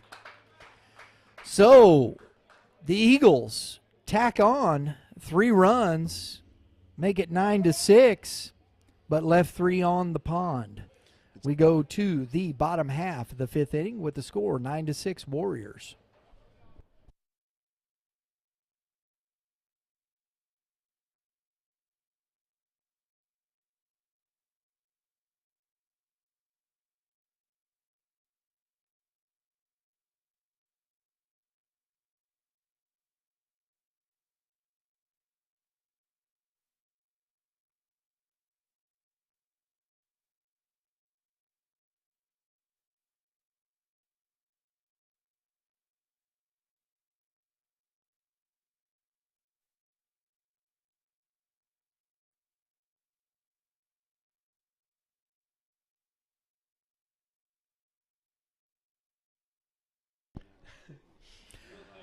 All right, folks.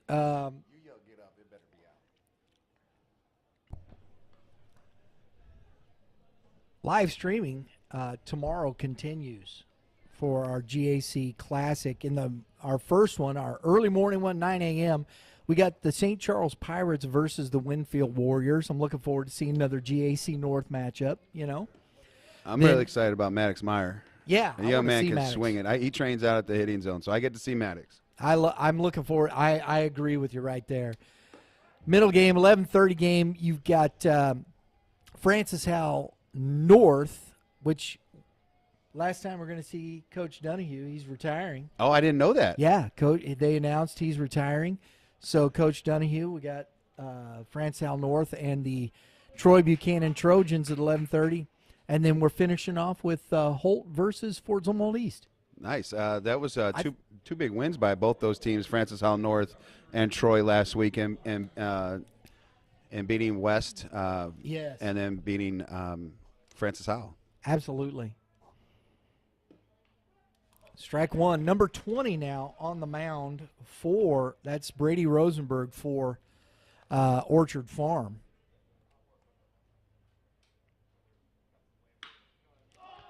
And a ball hit up into the wind. Oh, look at that wind push it. Nice play. Nice catch by the center fielder. Charlie Grunwald. And 1 out. You called it earlier, too. You said that wind had picked up, and you could see that flag swirling over there. Yeah. That looked like can of corn all of a sudden kept pushing towards the outfield fence and back towards right center field. It's not going to be just an easy catch on that right there. Ball one. You're seeing at the high school level, definitely at the small school, that some of these kids have to play positions for most of the game, then come in and pitch late in the game. So warming up between innings is key. Absolutely. You have to coach that. You have to be prepared on your rotation and how you're going to use your guys.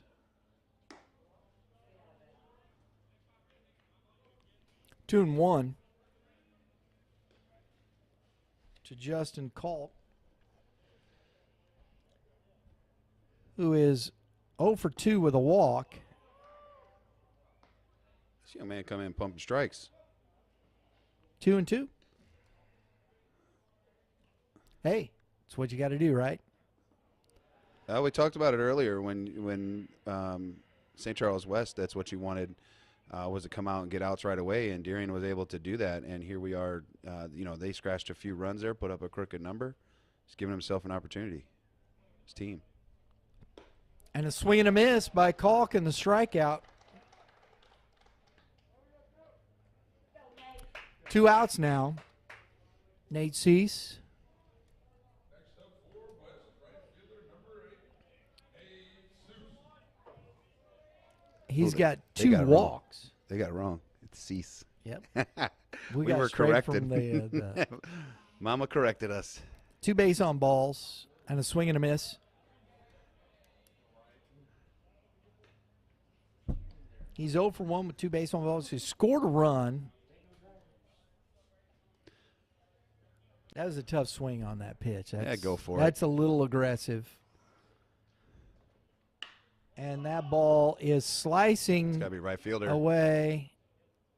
Nice play by Grunwald. He's patrolling that pretty good out there, Mitch. Yeah. I think as a coach, though, I'm going to look at my right fielder, and I'm going to say, hey, buddy, that's your ball. Right? That wind's blowing that way. It's pushing that way. Just go ahead and take charge, but you're supposed to give way There you go. if he calls it. So, folks, also streaming, we got Friday Night Lights this week at Troy Buchanan. I'm looking forward to this one. We're out for more turf, Troy. And not to mention, we're going to get to see North Point for the first time. The North Point Grizzlies are traveling to Troy Buchanan High School to play for our Friday Night Lights. It's at 6:30. Don't miss that next week. Also, we've got Liberty at Holt for next week's GAC Game of the Week.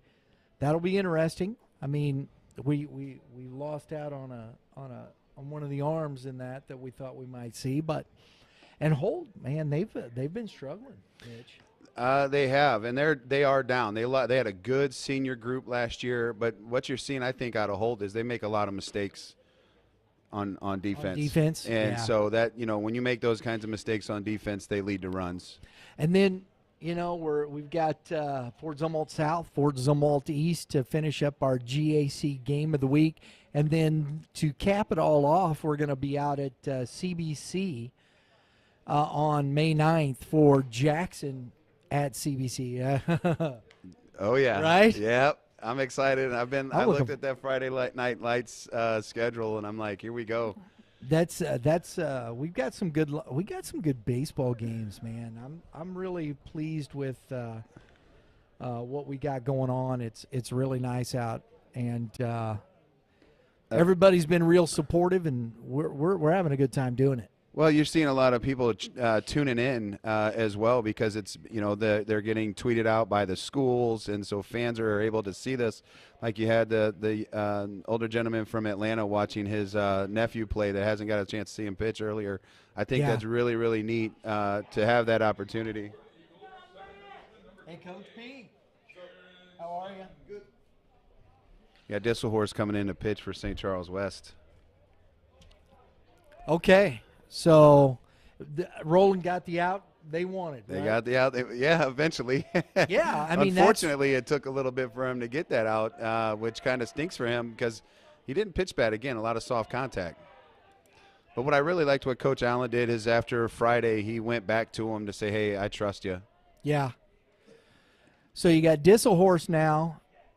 Box moves to first base. A swing and a miss.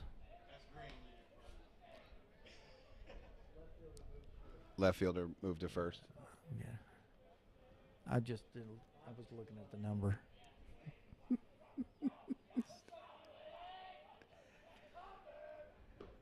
The strike. That's 1 and 2.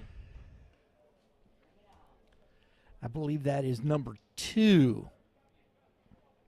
Noah Gramling at first base. Matt Box stays in first and in center field. And a line drive over the head of Carson Quinn. Gets by Cease out there in left field, and great heads up. I really like this Garrett Sutton. He's got good speed, been on base. That's his second single of the day, and he turns it in to a 2-bagger. Next up for the Eagles, catcher number 13. Is that double or single, Mitch? What do you think? Do we give it a little error there? I'm going E9. Okay. All right, a single and advanced on the E. That may be much for the high school level. Right. But I feel like if that's an error at everything else above it, and that's kind of what I kind of gauge it off. He should have cut that off, but who knows if he would have kept going. Ball's hitting a gap, he might have tried it. Right. So you can make arguments. It's a judgment, right? You can. Sutton is having himself a game today. Garrett Sutton at second base. I do have to ask, though. Colin Simmons has walked, and he's 0 for 2. Are you a fan of athletes when they make mistakes looking at their gloves? I think it's I think there's too many of those habits that we take from youth baseball. You're in high school, quit looking at the glove, just keep playing baseball.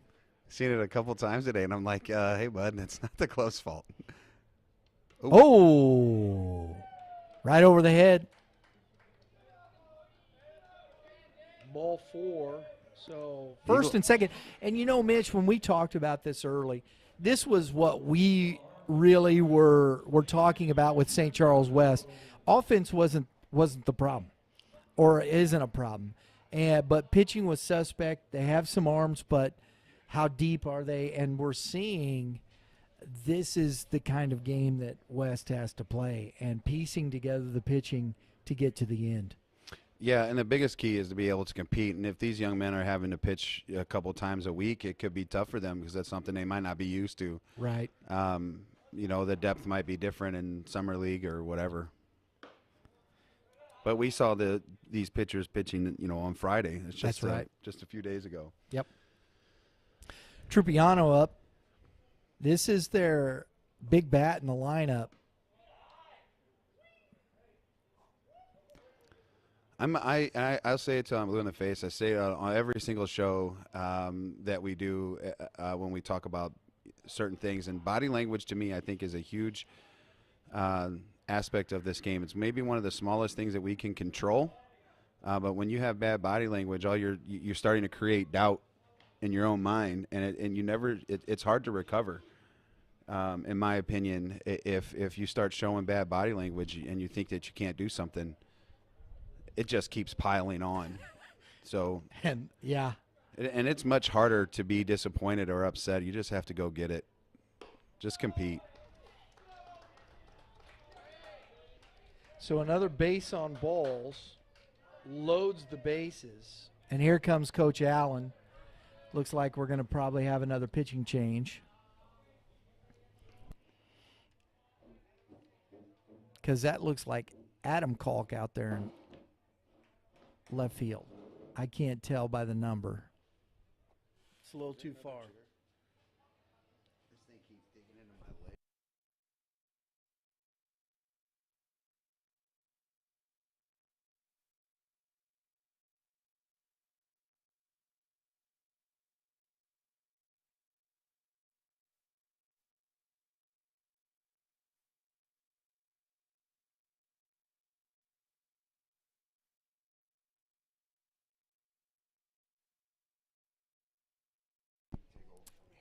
So we got a pitching change.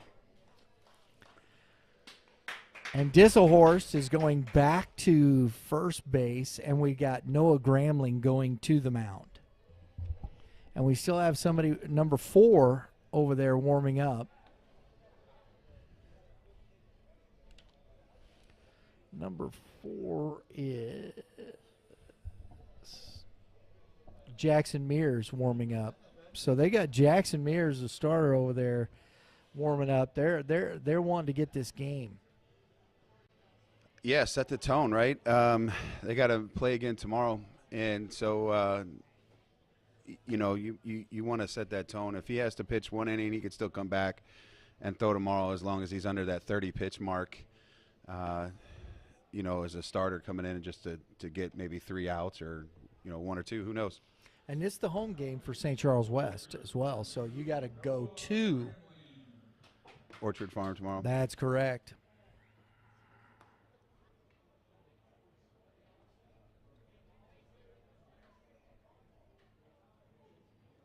That ball's in the dirt. Ball 1. I'm kidding. I was just I'm trying. Hal always travels well, so I was just trying to see if some friends were showing up because I got a lot of friends over there at the Hal side. So I think you'll see a little bigger crowd for this one as we get closer to that. I think that's going to be an interesting one. And so this is this is going to be a fun one. I think we're going to get to see Lane Harris probably again. We're going to get to see Adam Shipley. Going to be a good lefty-lefty matchup. Shipley's right-handed. Yes, he is. I'm sorry. Right. But you meant lefty. Leo, or I guess Leo's right-handed too. No. I was thinking of a left-handed hitter. I was thinking of Naputi. I know. And that was what was wrong. So there you go. He'd probably get Wednesday. Yeah, Naputi is on Ben Wednesday. So, all right, here we go. Brady Rosenberg, who singled and scored and had an RBI in the last inning, part of that rally that scored 3, and that ball's in. This is a big spot right here for Rosenberg, man. This is 9-6 ball game. You're the go-ahead run at the plate here, and there's no outs. Yeah, I'm thinking if I'm this young man, I'm on the white, challenging him to throw baseballs and cover all that hole outside of that plate there. If if you get hit by a pitch, that's an RBI opportunity. You know what I mean? Absolutely. And plus, if the game's thrown away, right, you just drive that baseball. Now becomes a middle pitch. That's 3-0. Coach Allen's squad, his pitching staff, they are struggling to throw strikes right now. Yeah, this is one of those things as a coach. It's like, just what do? You just got to compete. You got a little closer to the box. There you go. The obligatory 3-0 strike. I'm taking. If I'm a coach, I'm telling him to take 2. I'm probably telling him to take again. That's ball 4. Don't bat flip on a walk. Yeah, come on, easy with that. Just put the bat down and go to first base, please. All right. I think I'm too old-fashioned for some of today's game. In those situations, I understand your side is a good, but that was a strike 1. I mean, you didn't grind out. I would say if you had a 10 pitch at bat and you ground out that walk, then maybe flip it. I'm okay with that. That's 20 feet in the air, bub. Maybe 10. And a line drive past the first baseman. Cease comes up throwing. And an RBI single for Matt Lambeck. It's a good effort by Disselhorst. I like to see the big guy move.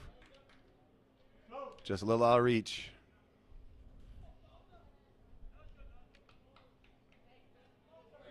We have a ball game. Yes, we do. Clinton Doza, who doubled This interesting move by his St. last Charles at West. bat. Infield's in, outfield's in. Wow. Yeah. Foul ball.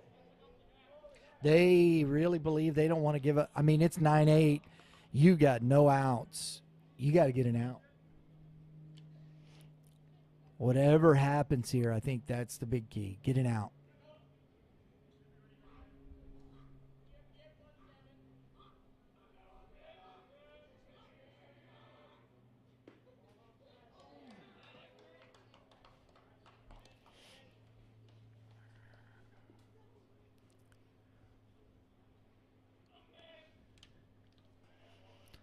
Top of the 6th inning. No outs. Ducks on the pond full of it. And a swing and fouled straight back by Clinton Doza. He's 1-2. So Grambling challenging a little here. He has no choice. You got to, right? He has no There's choice. nobody where make him earn his way on. Yeah. Don't give no free passes. Look at him shortening up there. Oh, he's out. Don't throw it. There you go. Listen to me. Don't throw it. Can't help it. Yeah, it's part of it. I'm sitting up here doing the same thing as a as a high school baseball coach. I've coached in college and coach youth sports, and I'm watching just various things, and I can't help but think about the coaching you think side about of it, right? things. Yeah, just oh, young man, don't throw it in. Know the rule. right. Know Just the rules. even here with with the infield in, and I'm watching the angles that they gave up. Like that's a 5-6. If that hitter pulls that baseball at 5-6, it's easy. Listen, to score two with where they're at. Absolutely. And Grambling here is starting to find that strike zone, staying in it. You got Caden Tipton now, who walked his last at bat. If Grambling can pitch around this, good job by the catcher Blasingame not letting that get to the screen. That's the tying run there, 90 feet away. This is going to be a feat to not allow another run to score here.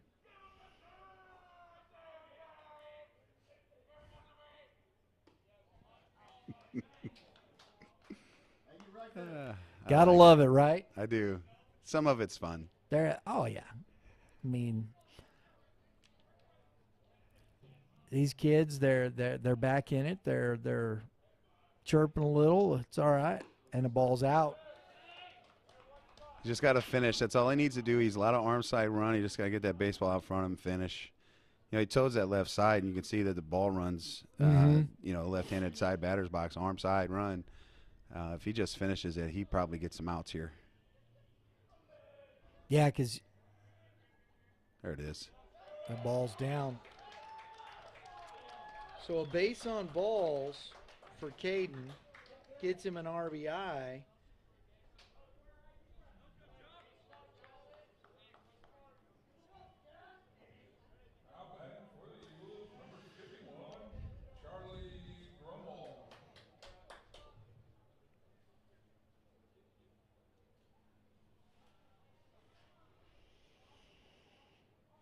And the game is tied, and it's a ball.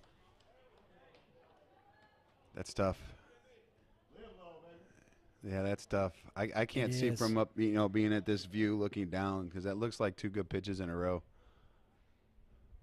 Yeah, I understand what you mean.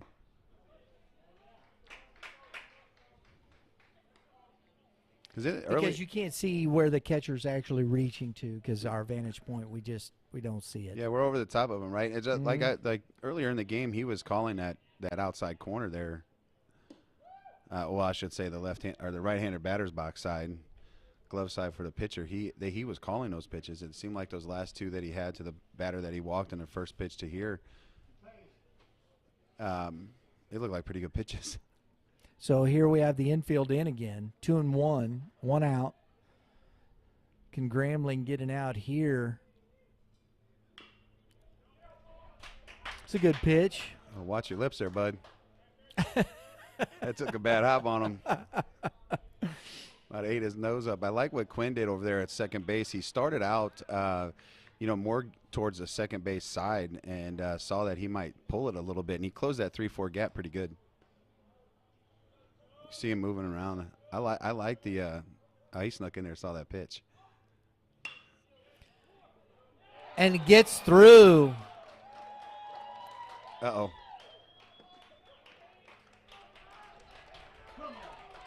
On the inside, and the Eagles grab the lead back on an RBI single from Charlie Grunwald.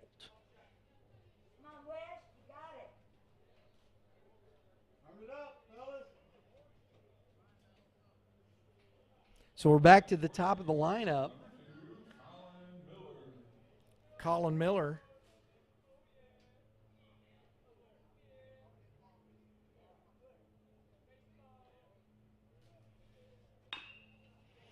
Ground ball foul.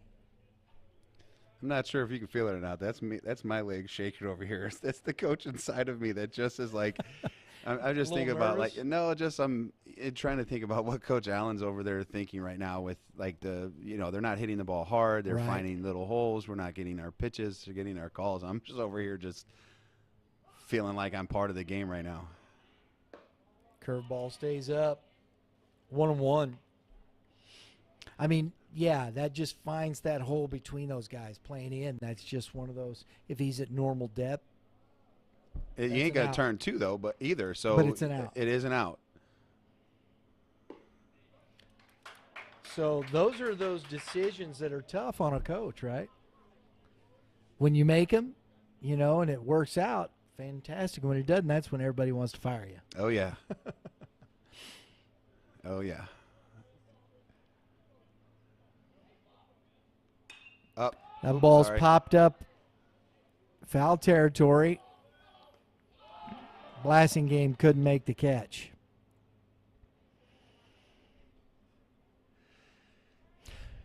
And I know we watch these things and we see this stuff.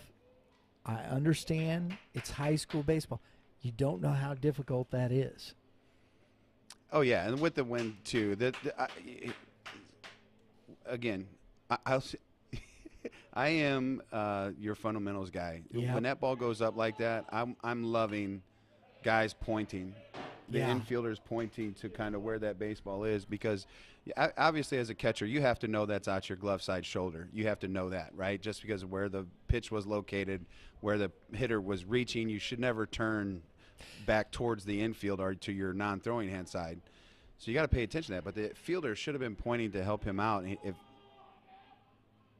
Yeah, because wow, it what didn't. a catch by him too. Yeah, it didn't really seem like he had located the ball until late, right? Yeah, because you saw him working back. He had gone too far thinking where it was at, and if he'd have just turned around and looked straight up, it darn near went back to the plate. You saw it, how far he drifted to, and then how he worked back almost was on the line. Absolutely. Disselhorst comes home, gets the out at home. Nice play. He didn't, right? Did you see that I little saw him hesitation? No, I got to go home. Yeah, I saw him look. So that on the 3-2, that's the second out of the inning. So it's still 10-9. And Garrett Sutton now, who's had a big day, he's 2 for 2 with a walk, scored all 3 times, stolen base. I think that's a player of the game type stuff right there, Mitch. He's got it. Right? Woo! I like the way this lefty brings it. A little unlucky on some of the bounces that he's got against him. Sure. But, I like the over the top here, getting right after him. I do too. And I'm not sure if he's an everyday pitcher or not, but I'd like to see him finish a little better. He get more consistent on his curveball and then some run to his heater. He wouldn't be such arm side misses. It just don't sequence together. That one did. Swing and a miss. There you go. That's what you were talking about right there, That's right? it. It's just as long and you'll see it too. You'll see guys rush the lower body, the upper body will lag, or they rush the upper body and the lower body doesn't work as hard. 1 and 2 here, guys. And Grambling. I think that's what's hard about this sport is consistency. There it is. There's that same pitch, what you just said. And he gets the K, leaves the bases loaded, or no, excuse me, 2 left on. And now they scored 4 more to make it a 10-9 ball game. We go to the bottom of the 6th inning with the score 10-9 Orchard Farm.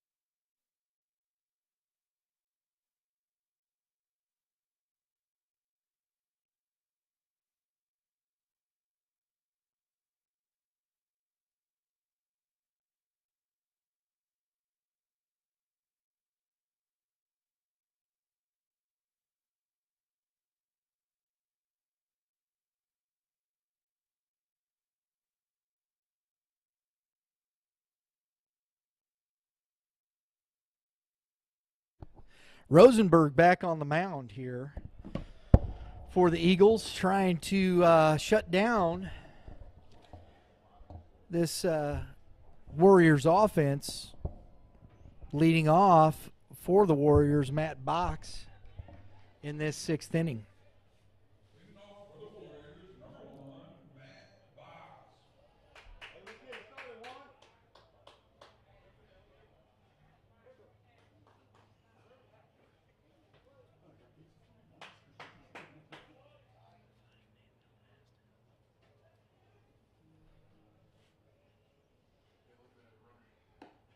Swing and a miss, strike one.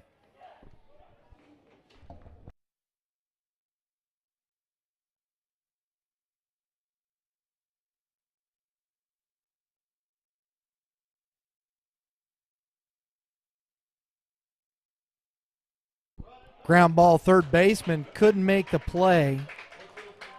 Box reaches on the error by the third baseman. And this is why baseball is hard. You don't give up.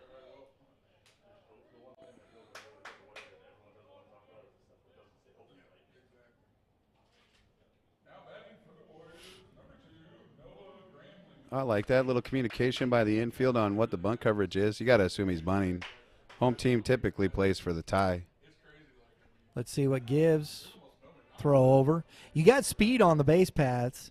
Matt Box, Noah Gramling here. You got some speed at the top of the lineup here. Yeah, the 9-1 has got it. Box led off the last time we were Friday Night Lights. I think Box was leading off, and so he has that potential. And maybe that's why the choice of having him at 9, that double leadoff role. Right. And that's given right here.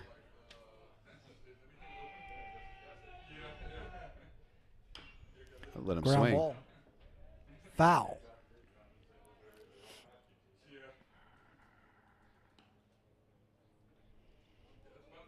So it's a 1-1 count.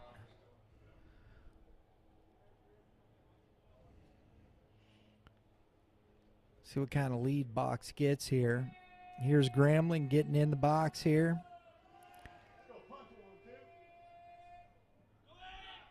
Oh, hit and run. He had that stolen, though. He did. I'm shocked that he didn't bunt and run there, or run and bunt, if you will.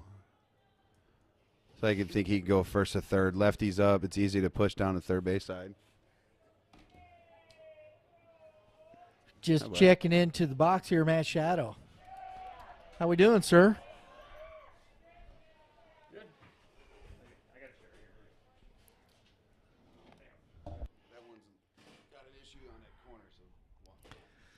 Rosenberg. And that ball, he struck out. Pitch got away from the catcher. E2, he reaches. So now we got 2 on, no outs. Tying run, second base. One way to get him over, huh?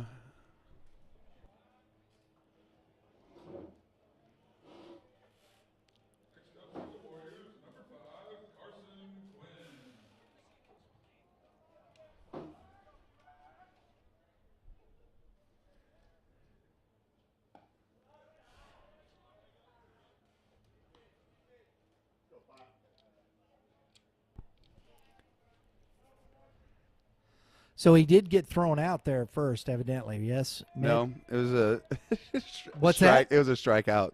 It was a strikeout. Yeah, got so, past the catcher. Runner advanced from first. Oh, that's right. Box that's went right. to So he is out because the base was occupied. base is occupied. That's correct. You blame me. Carson Quinn. Can you hear me on this? Nope, We good? I can't. I don't have headphones on. We don't have headphones on. As long as Lauren can hear you. We good? There you go. Yeah, we haven't done the headphones. We could if we wanted to. I don't know if you can hear Mitch, but you can hear Mitch from a long way away. You should be able to hear me. Well, it's much nicer. The fans down here can hear me too. That's why they're barking at me. Yeah. 1-2 the count to Carson Quinn.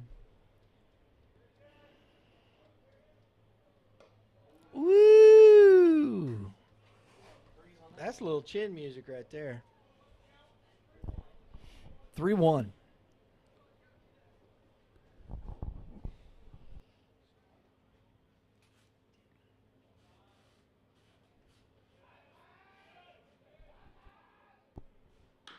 Ooh. Ooh, foul ball. St. Charles lost a 9-3 lead. Orchard Farm has battled back to take a 10-9 lead. We got the tying run out at second base with one out. That's And trouble. a little that's foul. Woo! Woo-hoo-hoo. That was close. So you're saying we've got an old-fashioned midweek game here? Oh, where yeah. It's, 15 to 14. That's it, bro. Those are how midweek games go. It's been some offense. Orchard Farm has battled back. They got down. I mean, St. Charles Westman hitting the ball around. For those that don't know, a midweek game in college is where everybody plays because it's a non-conference and you're picking up games because your Friday night, Saturday night studs throw on Friday, Saturday nights. Other people are probably like, midweek games? What's this guy talking about? Yeah, because this is Because GAC. during high Yeah. school, your midweek games are your games. Like, you know what I mean? So it goes polar opposite when you get into the other side. So And we saw Brennan Gehring started the game. He threw pretty well. could you have picked a worse day to have baseball game? I know, right? It's horrible out here. I don't know. Friday night was nice. Friday night was nice over there. We've had a few. We've It had was a few 80. good nights. It was 80 degrees outside. I was actually sweating. I was in my sunsuit, SPF 50 long sleeves, Yeah. my face covers. It's a ginger problems. Well, I tell you what, some of these parents, they're going to wish they brought sunscreen because this game's going to be about 3 hours long at this pace. Yeah. I know. Well, and the tough thing is the next one's supposed to start at 2, and we are struggling and got to be out the field by 5:30. There might be a hard stop on this one. Yeah. We in I the don't know. sixth? We're gonna have That's to the see. sixth inning. Top 6. Here's Gehring, who doubled off the wall in his last at bat, Oh, he took it there. and he took a big hack. I think he was looking to park that one. I'm not sure if you remember. Do you remember the Shaq versus Pujols? They did this thing on like A&E or something. It was Shaq versus Pujols. It was held here. I did not. Yeah, Pujols would compete in like random other sports. Obviously a big Oh, basketball player, right? So he would, do everything from tennis to, but Oh, that one felt good. Not sure what he was doing there. yeah. But Albert Pujols was hitting here, and I was sitting out in the left field bleachers, and he hit a rocket right at me, and I booted it right at the wall. Hit my hands, hit my chest, left a bruise on my hands, on my chest, and went back in the field to play. I was booed. Oh, yeah. Yeah. Like, what? Hey, you try and catch that without no glove. Well, I didn't move. You should have seen everybody else in the stands. They were full of old people and kids. And they all took off running because he hooked it a little bit. He was a little out front, and it hooked, and it started out in left center gap, and I was coming right at me. And I thought for sure I was going to handle it. 0-2 to Gehring. First and second, one out. Oh, they left him open. That ball is outside. You cannot leave your pitcher hanging like that. That shortstop just, was trying to work that second base runner there, and pitcher took off to the plate and left him out of position with a dead pull hitter up. A Gehring little blooper. pops That's one trouble. into shallow. trouble. That's going to drop and kick away from the right fielder. He throws it in. Young people, if I can say anything, if you are a pitcher, do not spectate. That ball takes a bad hop, gets over your catcher, hits that bat and gets away. You need to be there. So now bases are loaded, and we got a pinch runner for Gehring. Oh, you can see he's sore. Yeah, he's struggling with that hamstring. And that's why, he probably took him out of the game. Well, he still has a chance to re-enter, so. Yeah, I don't know if it's going to be tough, man. That's interesting. So here we go with Kyle Quinn, who is 1 for 2 with a base on balls, a couple of RBIs, and a swing and a miss. Corners in for the Eagles. Middles are double play depth. See, I like this right here. Even if it is to the corners, you're coming home, right? Turn that double up the middle. Boom. That's the hardest thing to do, though, is that you also can't assume that you're going to be able to flip a double play. At high school, right? Well, just all the elements, I right? agree, The and you weak got a lefty. contact.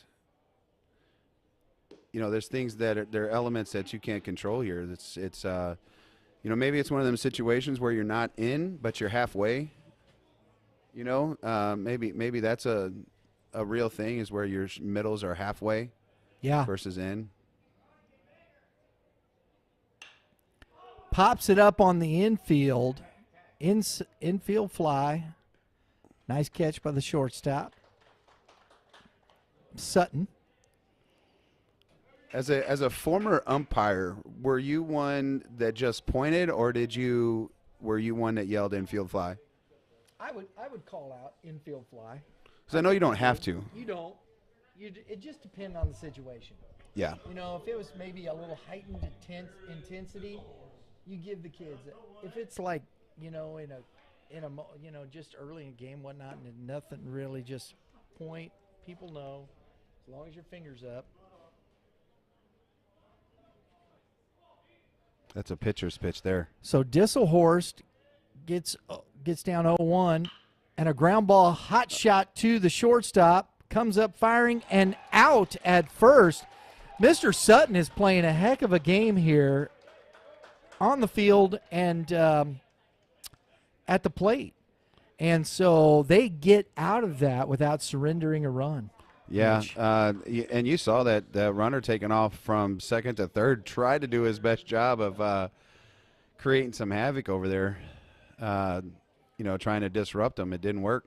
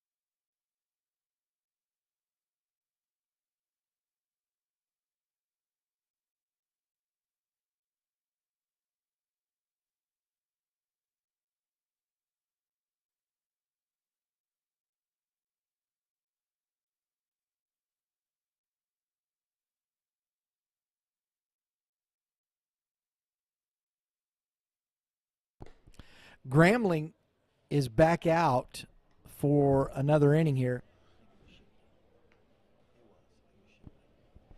And so Orchard Farm, top of the 7th inning, number 13, Colin Simmons leading off, walked and scored in the last inning. He's had 2 walks in this game, struck out and grounded out, or lined out, excuse me. So he's 0 for 2, 2 base on balls and a run scored.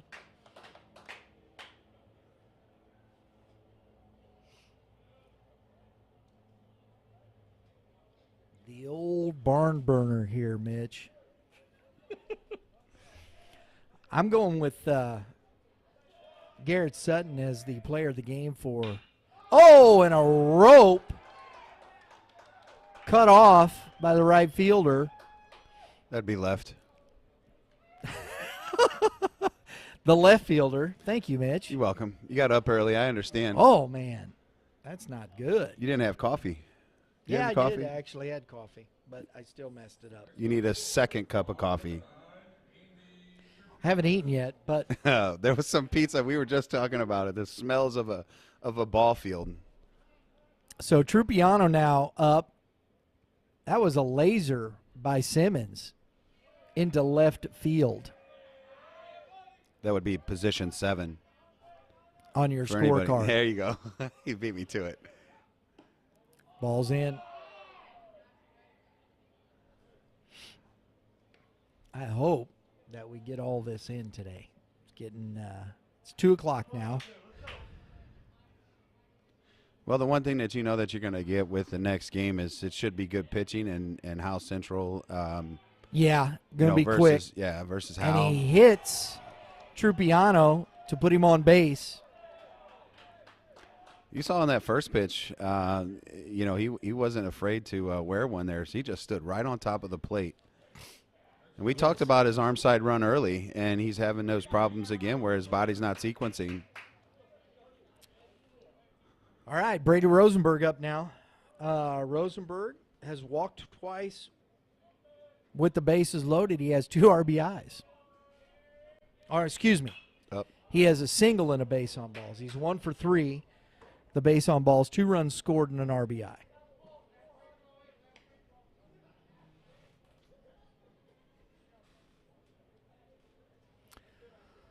So Grambling's ahead now. The all-important first pitch strike, Mitch. It's there.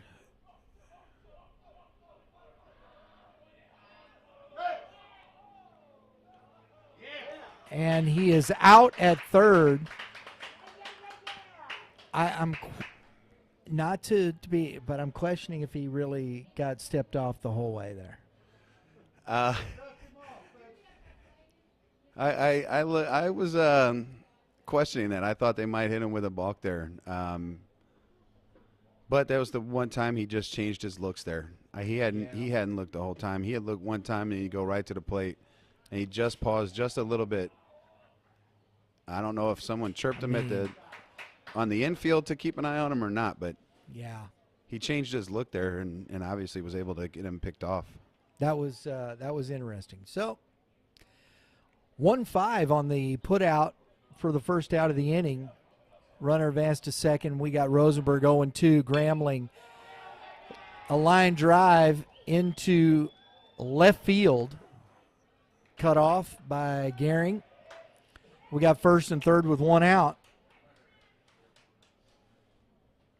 I still like that aggressiveness by the guy that just got picked off there. That's a hard hit baseball at second base. He probably doesn't score there anyways. So trying to take advantage of an opportunity. I like that aggressiveness still by the Eagles, even though he got picked off. So we're going to get Jackson Mears coming out to pitch to try and finish off this game, keep St. Charles close, not allow any more runs.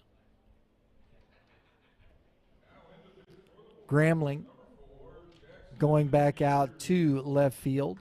Adam Culp coming in. He was the pitcher the other night, sophomore. Second career start. I loved it. Man, I tell you what, one of the things about that young man when he came up and he was talking to that second baseman from from Pattonville, I loved his sportsmanship. Yes. Yeah. Was a big fan of, the two of them in general, really dug the sportsmanship from the two of them.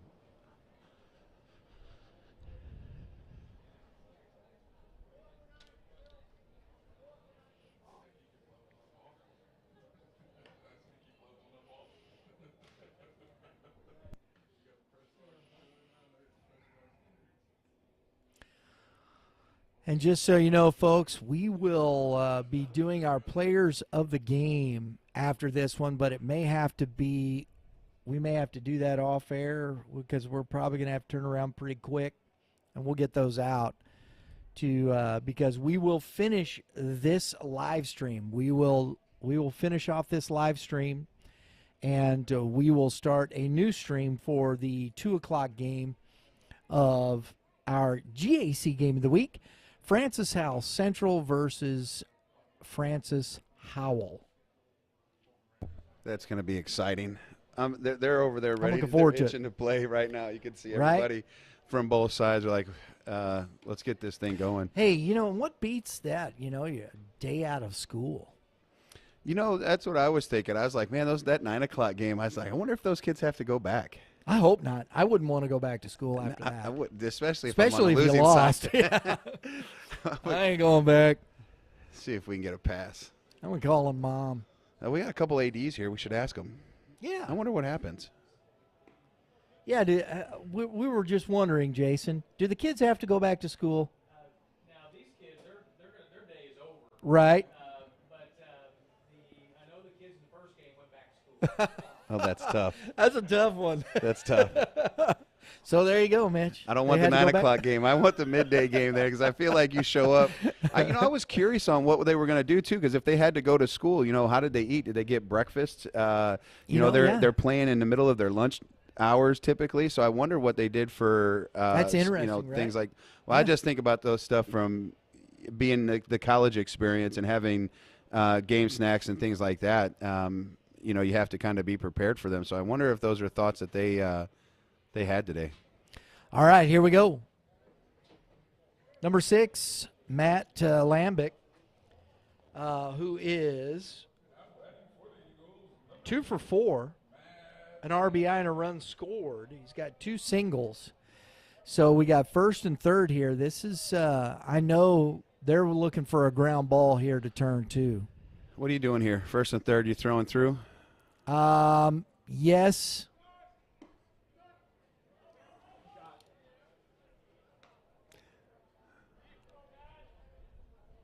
I think Coach Allen from there is just looking at, hey, we got a strike. Let's get a strike. Let's get an out. But see, you had that play there, throw through, or even set the play if he's going to run from third.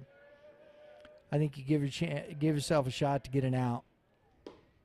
Strike 2. The third base runner. I looked down at the third base runner. He wasn't even looking to go. Is that right? Yeah, he's just I was standing watching the flat-footed. steal. So there you go. So Mears comes in, gets 0-2. And a ground ball off the big toe. Ooh, That hurts. definitely in a pair of turfs. Yeah, you see that. That's why we don't throw the baseball back to the umpire. Any young fans watching, any parents, any coaches, please ask your players to hand it to the umpire. Hey, that's not right. They I can don't- toss it to me. No, I don't care if you can catch. I was an Out of umpire. respect, I want them to hand you the baseball. All right. Crowd's getting a little thicker out here at the old ballpark, Carshield Field, if you want to come up and watch a ball game. Yep. Strike 3. Looking good change by Jackson Mears on that pitch, Mitch. That's one of those "can I help you" kind of feels. Nope, just looking. Doza Clinton now, who has doubled and singled, scored a run, 2 RBIs.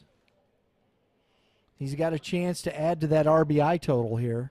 This is big for St. Charles West. Good play catch.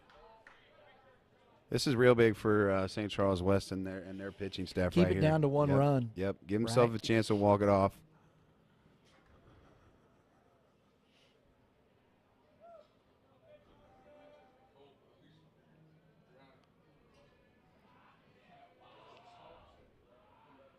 Uh-oh. And that ball's to the fence. There's that extra run. Trupiano scores on the wild pitch. Make sure you stay awake there, bub. Not that runner at third base can't go anywhere there, but he was looking for an opportunity. Small details. We always talk about these in learning moments. If you're watching this game and you just saw the wild pitch there, if he had flipped that ball back to him and he overthrew the pitcher, there's nobody in the middle of the diamond to field that. And that runner that come from second base, advanced to third, could score. That's right. Make sure if you're a corner or you're a middle or whatever side of the field you're on, get to the middle of the diamond. If the ball is skirts to the first base side, maybe you're the third baseman coming in. But you got to be heads up there. You cannot just spectate. Dozo. 3-1 now. Mears little wild to that glove side, Mitch. It's the turf. He had to get the rubber out of there.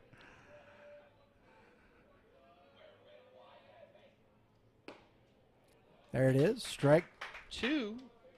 We go 3-2, full.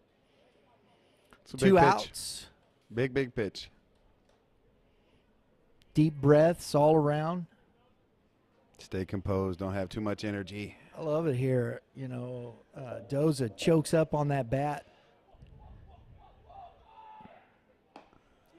And Mears gets out with just the damage on the wild pitch. And Orchard Farm scratches another run, takes an 11-9 lead into the bottom of the 7th inning. Here we go. It's go time.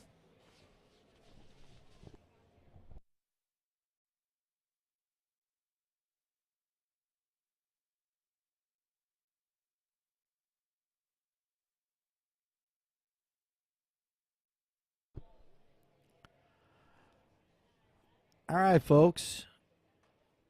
I want to thank you for joining us today, watching. Remember, if you got some young kids out there, there's that tournament group that we talk about all the time, right, Mitch? Yeah, Game 7 Baseball. .com. Oh, that was on the other side. Look at that. Caught that up. They're one of the premier youth tournament providers in the Midwest, covering Missouri, Illinois, Kentucky, and Tennessee. Game 7 Baseball has single A, double A, AAA major divisions, so you can find the tournament with quality competition to challenge your team. If you're looking for local and regional events, go to Game 7 Baseball. Game7baseball.com. Register your team and get signed up for these great events and venues today. Dave's probably listening and going, oh, no. No, I did that on purpose. I wanted to throw everybody for a loop because they wanted the .com, and I didn't want to give them that. Didn't go. Yeah, I didn't want to give them that. I didn't. Such a nice day. Allergies aren't bothering me. Pollen's good for today. You know, maybe a problem tomorrow. Not hacking up a lung today, No. right? Yeah, so I don't have my .com voice going. All right, so here we go. Rosenberg on to finish this. Facing Drew Blassingame, Justin Kalk, and Nate Cease.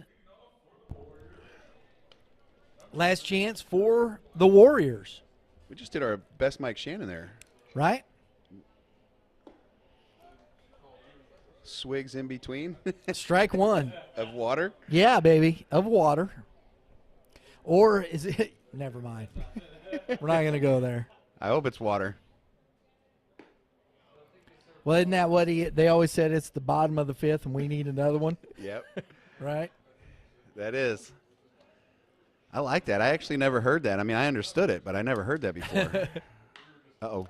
Popped up, foul territory, third baseman over. Oh, Shortstop. wow. That's a play you got to make over there. You can't give these guys another chance. Nope. That son, Caden Tipton, was over there. And look at where the flag's blowing. You can see why that blew back like it did, Mitch. Yeah, shortstop's got to take over there with that ball tailing in. I tell you what, though, this again, you know, me and my small things, that catcher got over there and did a nice little job of trying to help him out with that foul ball. And he actually stayed where he thought the ball was traveling to. I really like that. 1 and 2 to Blassingame, and a fly ball to center field. Two hands. Grunwald's done a nice job in center field today, hadn't he? Yeah, two hands. Are you a big two-hand guy? I am. I am. I mean, if you're a superstar in the MLB making millions of dollars, I guess you can, do what you do. Snap it like Barry Bonds did? Because that was Right. your favorite player growing up, right? No. I didn't think so. I just said it. 'Cause He's a giant. I know. That's why I said it. No. I don't forget, man. No. I know you're a big Dodgers fan. That's why your colors are Scary. always blue and white, primarily.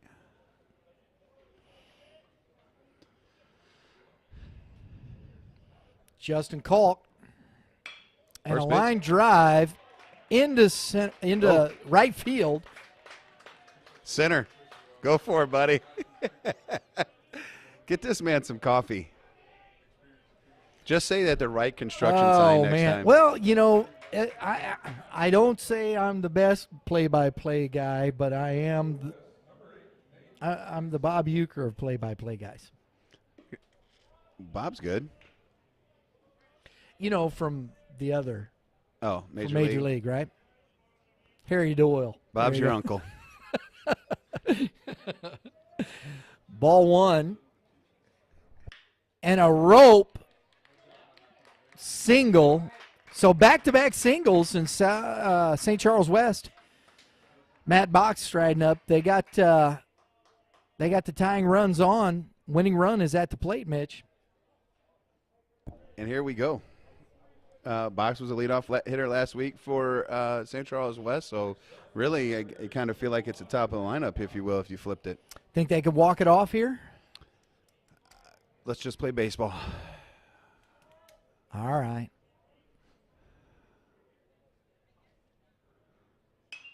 He tried. That ball got in on his hands, fouled it off.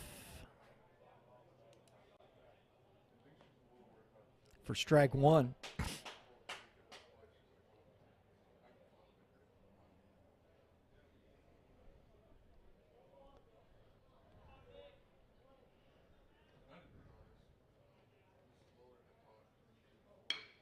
Ground ball foul. Ooh, good try. Coach, that's a slap. Did you hear that? I heard it from here. Yep. That's why that's the better part. Let it go, bro. Don't break no fingers. Let it go. I made Let that. it go. Yeah, I made that mistake once. I had a young lady pull one down the third base line, and I thought I could catch it. It's 0-2 to Box. Strike three looking. That's a ball. That's a ball. Yeah. Tough break. So that's 2 outs now. 2 on. Noah Gramling. Gramling has a walk and 2 RBI single. He's 1 for 4. Or 1 for 3 with a walk, excuse me.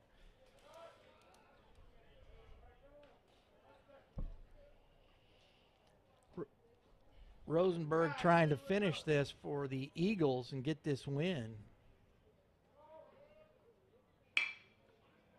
And a line drive past the diving shortstop, Sutton. And Coach has stopped at third. Run scores, 11-10. Gramling's at second base on the throw into third. There you go. Full of emotions here, bud. There it is, right there. 180 feet. The game-winning run. You got a mound visit. And you got your dudes up here, man. You got Carson Quinn and Gehring right here. Yeah, you can't walk them either to set up any kind of forces. Not sure that you would want to do that, but you could pitch around him still here, but you got to be very careful because the young man on deck has already put a baseball off the wall. So be very careful on what you do here. No Gramling or Gehring, they're looking pretty good for this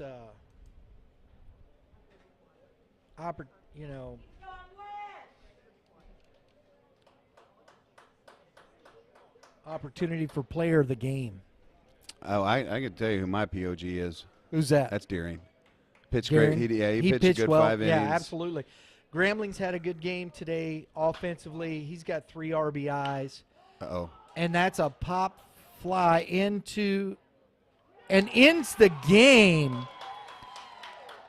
Orchard Farm holds on to win the game. 11-10 over St. Charles West. Keep your head up, bud. Hit them where they ain't. Hit 'em where they That's ain't. what we That's say. right. Guys, have a good day. Now pick your head up, young man. Yeah, pick it up. Don't get. I think maybe he might be a little frustrated. He might. We're going to get our players of the game over here. We're going to have, I would say, yes, Brendan Gehring, and over on the other side, Is it Gehring or Deering? Gehring. I've been saying it wrong the entire. Garrett Sutton. So I'm going to go. We'll be right back. Mitch, Yeah. hold on to the fort for us. We're going to go grab up our players of the game. The fort. You don't want to leave me on the microphone. That was a good ball. Yeah. You're not sure exactly what you're going to get. You might get the 5-minute rant that I've been waiting to put out there. Yeah, because we're gonna add that to our Tuesday morning shows. Mitch's rants. A good win by the Eagles there, down 9-3 to be able to fight back, scratch, claw, whatever you want to call it. Give themselves an opportunity to win this ball game and take game 1 of the series over St. Charles West. These two are going back at it tomorrow. They will be at Orchard Farm. I'm assuming a 4:15 start. It's typical high school start. And up next we have Francis Howell Central versus Francis Howell, with Francis Howell Central being the home team, correct? And it is the GAC's game of the week. And we should have Mr. Lane Harris and Mr. Shipley on the bump for the respective schools. So while we are going to get the players of the game from Orchard Farm and St. Charles West. Garrett Sutton's coming for Orchard Farm, and then Gearing is coming for St. Charles. I'm excited about this matchup between Francis Howell Central and Francis Howell. Obviously, anything that you're watching in GAC South should be a good ball game. And if the video on? Can they see the field? Can the broadcast see the field? See the differences in just the size of the schools, and you're seeing a big rosters from Francis Howell and big rosters from Francis Howell Central. Big difference of what you might see at the Orchard Farms in St. Charles West. Just wanted to kind of point that out there. So I think we are getting ready for the 2 young men to come into booth. Maybe not. Oh, maybe. yeah, they're coming. All right, you get a few more minutes of me or seconds. But nice ball game there. 11-10 win by Orchard Farm. And Brian's coming back soon, in a second.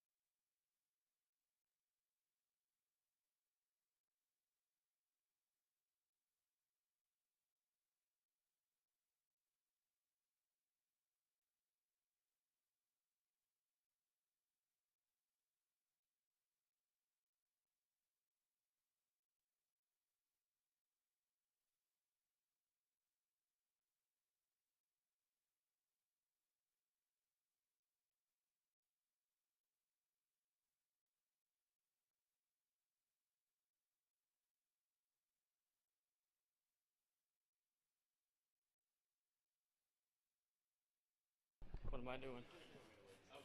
All right, folks, we got our first player of the game from the winning team, Orchard Farm Eagles.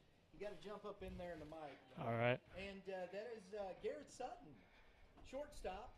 You had a big day at the plate here, buddy. A base on balls, 2 singles, couple RBIs, defense in the field. How's that win feel? It feels awesome. I don't know. It just feels good. What was you doing at the plate there that gave you some good opportunities? Just at the plate, I don't know, just look for strikes, put bat on ball. I didn't have my just smacked me in the head. I didn't have my microphone on. I'm asking the questions, and all we can hear is this young man. What a goofball! It's a good thing I'm a professional, Mitch. Mr. Sutton, tomorrow you got to go over to their house and play. What are you expecting? I'm expecting to bring home another dub, another win. Mitch, you got something for the young man? I feel like you're more nervous in the booth than you were on the I'm field today. terrified. I don't know. I don't know why. Don't be. You played well to get yourself up here. So nice job up there. Way to stay even keel out there. On the plate. You looked pretty nice up there. And then I think battling back down 6 runs and having that opportunity. Heck of a job out there, both on both sides of the baseball. Who's on the bump tomorrow for you guys?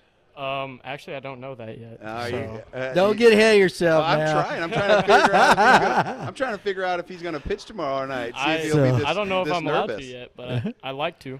There you go. Hey, Garrett Sutton, folks, our Orchard Farm Eagles player of the game. Congrats, young man. Big win today. Thank you.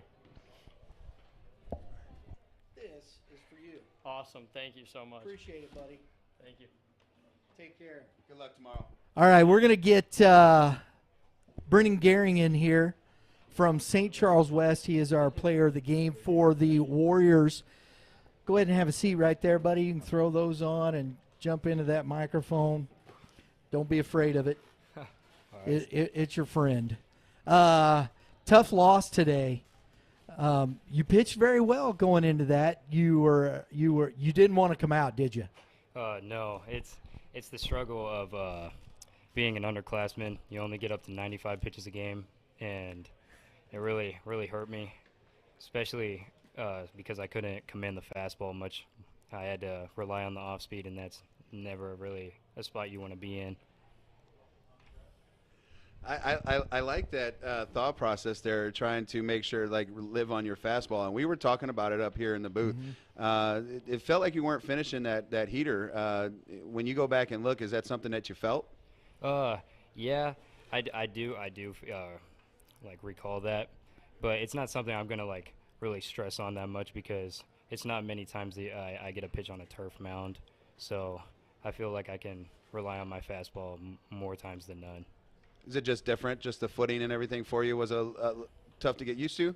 Yeah, it definitely is, especially because the St. Charles West mound, it's very different than a turf mound because there's a bunch of divots in the hole that I've gotten used to, and it's much more downhill than our home field mound. So what we've learned is that we need to learn how to pitch on different surfaces. Yeah, exactly. So you've got a couple losses here. What do you guys got to do here to get yourselves going in the opposite direction, bud? Honestly, if we all just start hitting like we should, I feel like we could be good because I feel like me, Jackson, and Noah, and even Brady Kilker, when we're on, and it's going to be hard to beat us when we're on. But it's mainly the pitching and the fielding that have hurt us in the past. We've given more teams wins than we've actually lost, and that's something we're going to have to battle through. Well, good luck to you. Enjoyed watching that game today, young man. Thank you. And got a chance to watch you play today. Very enjoyable. Thank Good you. luck the rest of the way. Our player of the game, folks, Brennan Gehring from the St. Charles West Warriors. That's going to do it for us here for this game. Make Get that sure hamstring. you Take care of that hammy. make sure you check in here. We're going to be killing this stream. We're going to come back with our live stream for the next game, and we'll be up when that starts. Thanks for now, folks.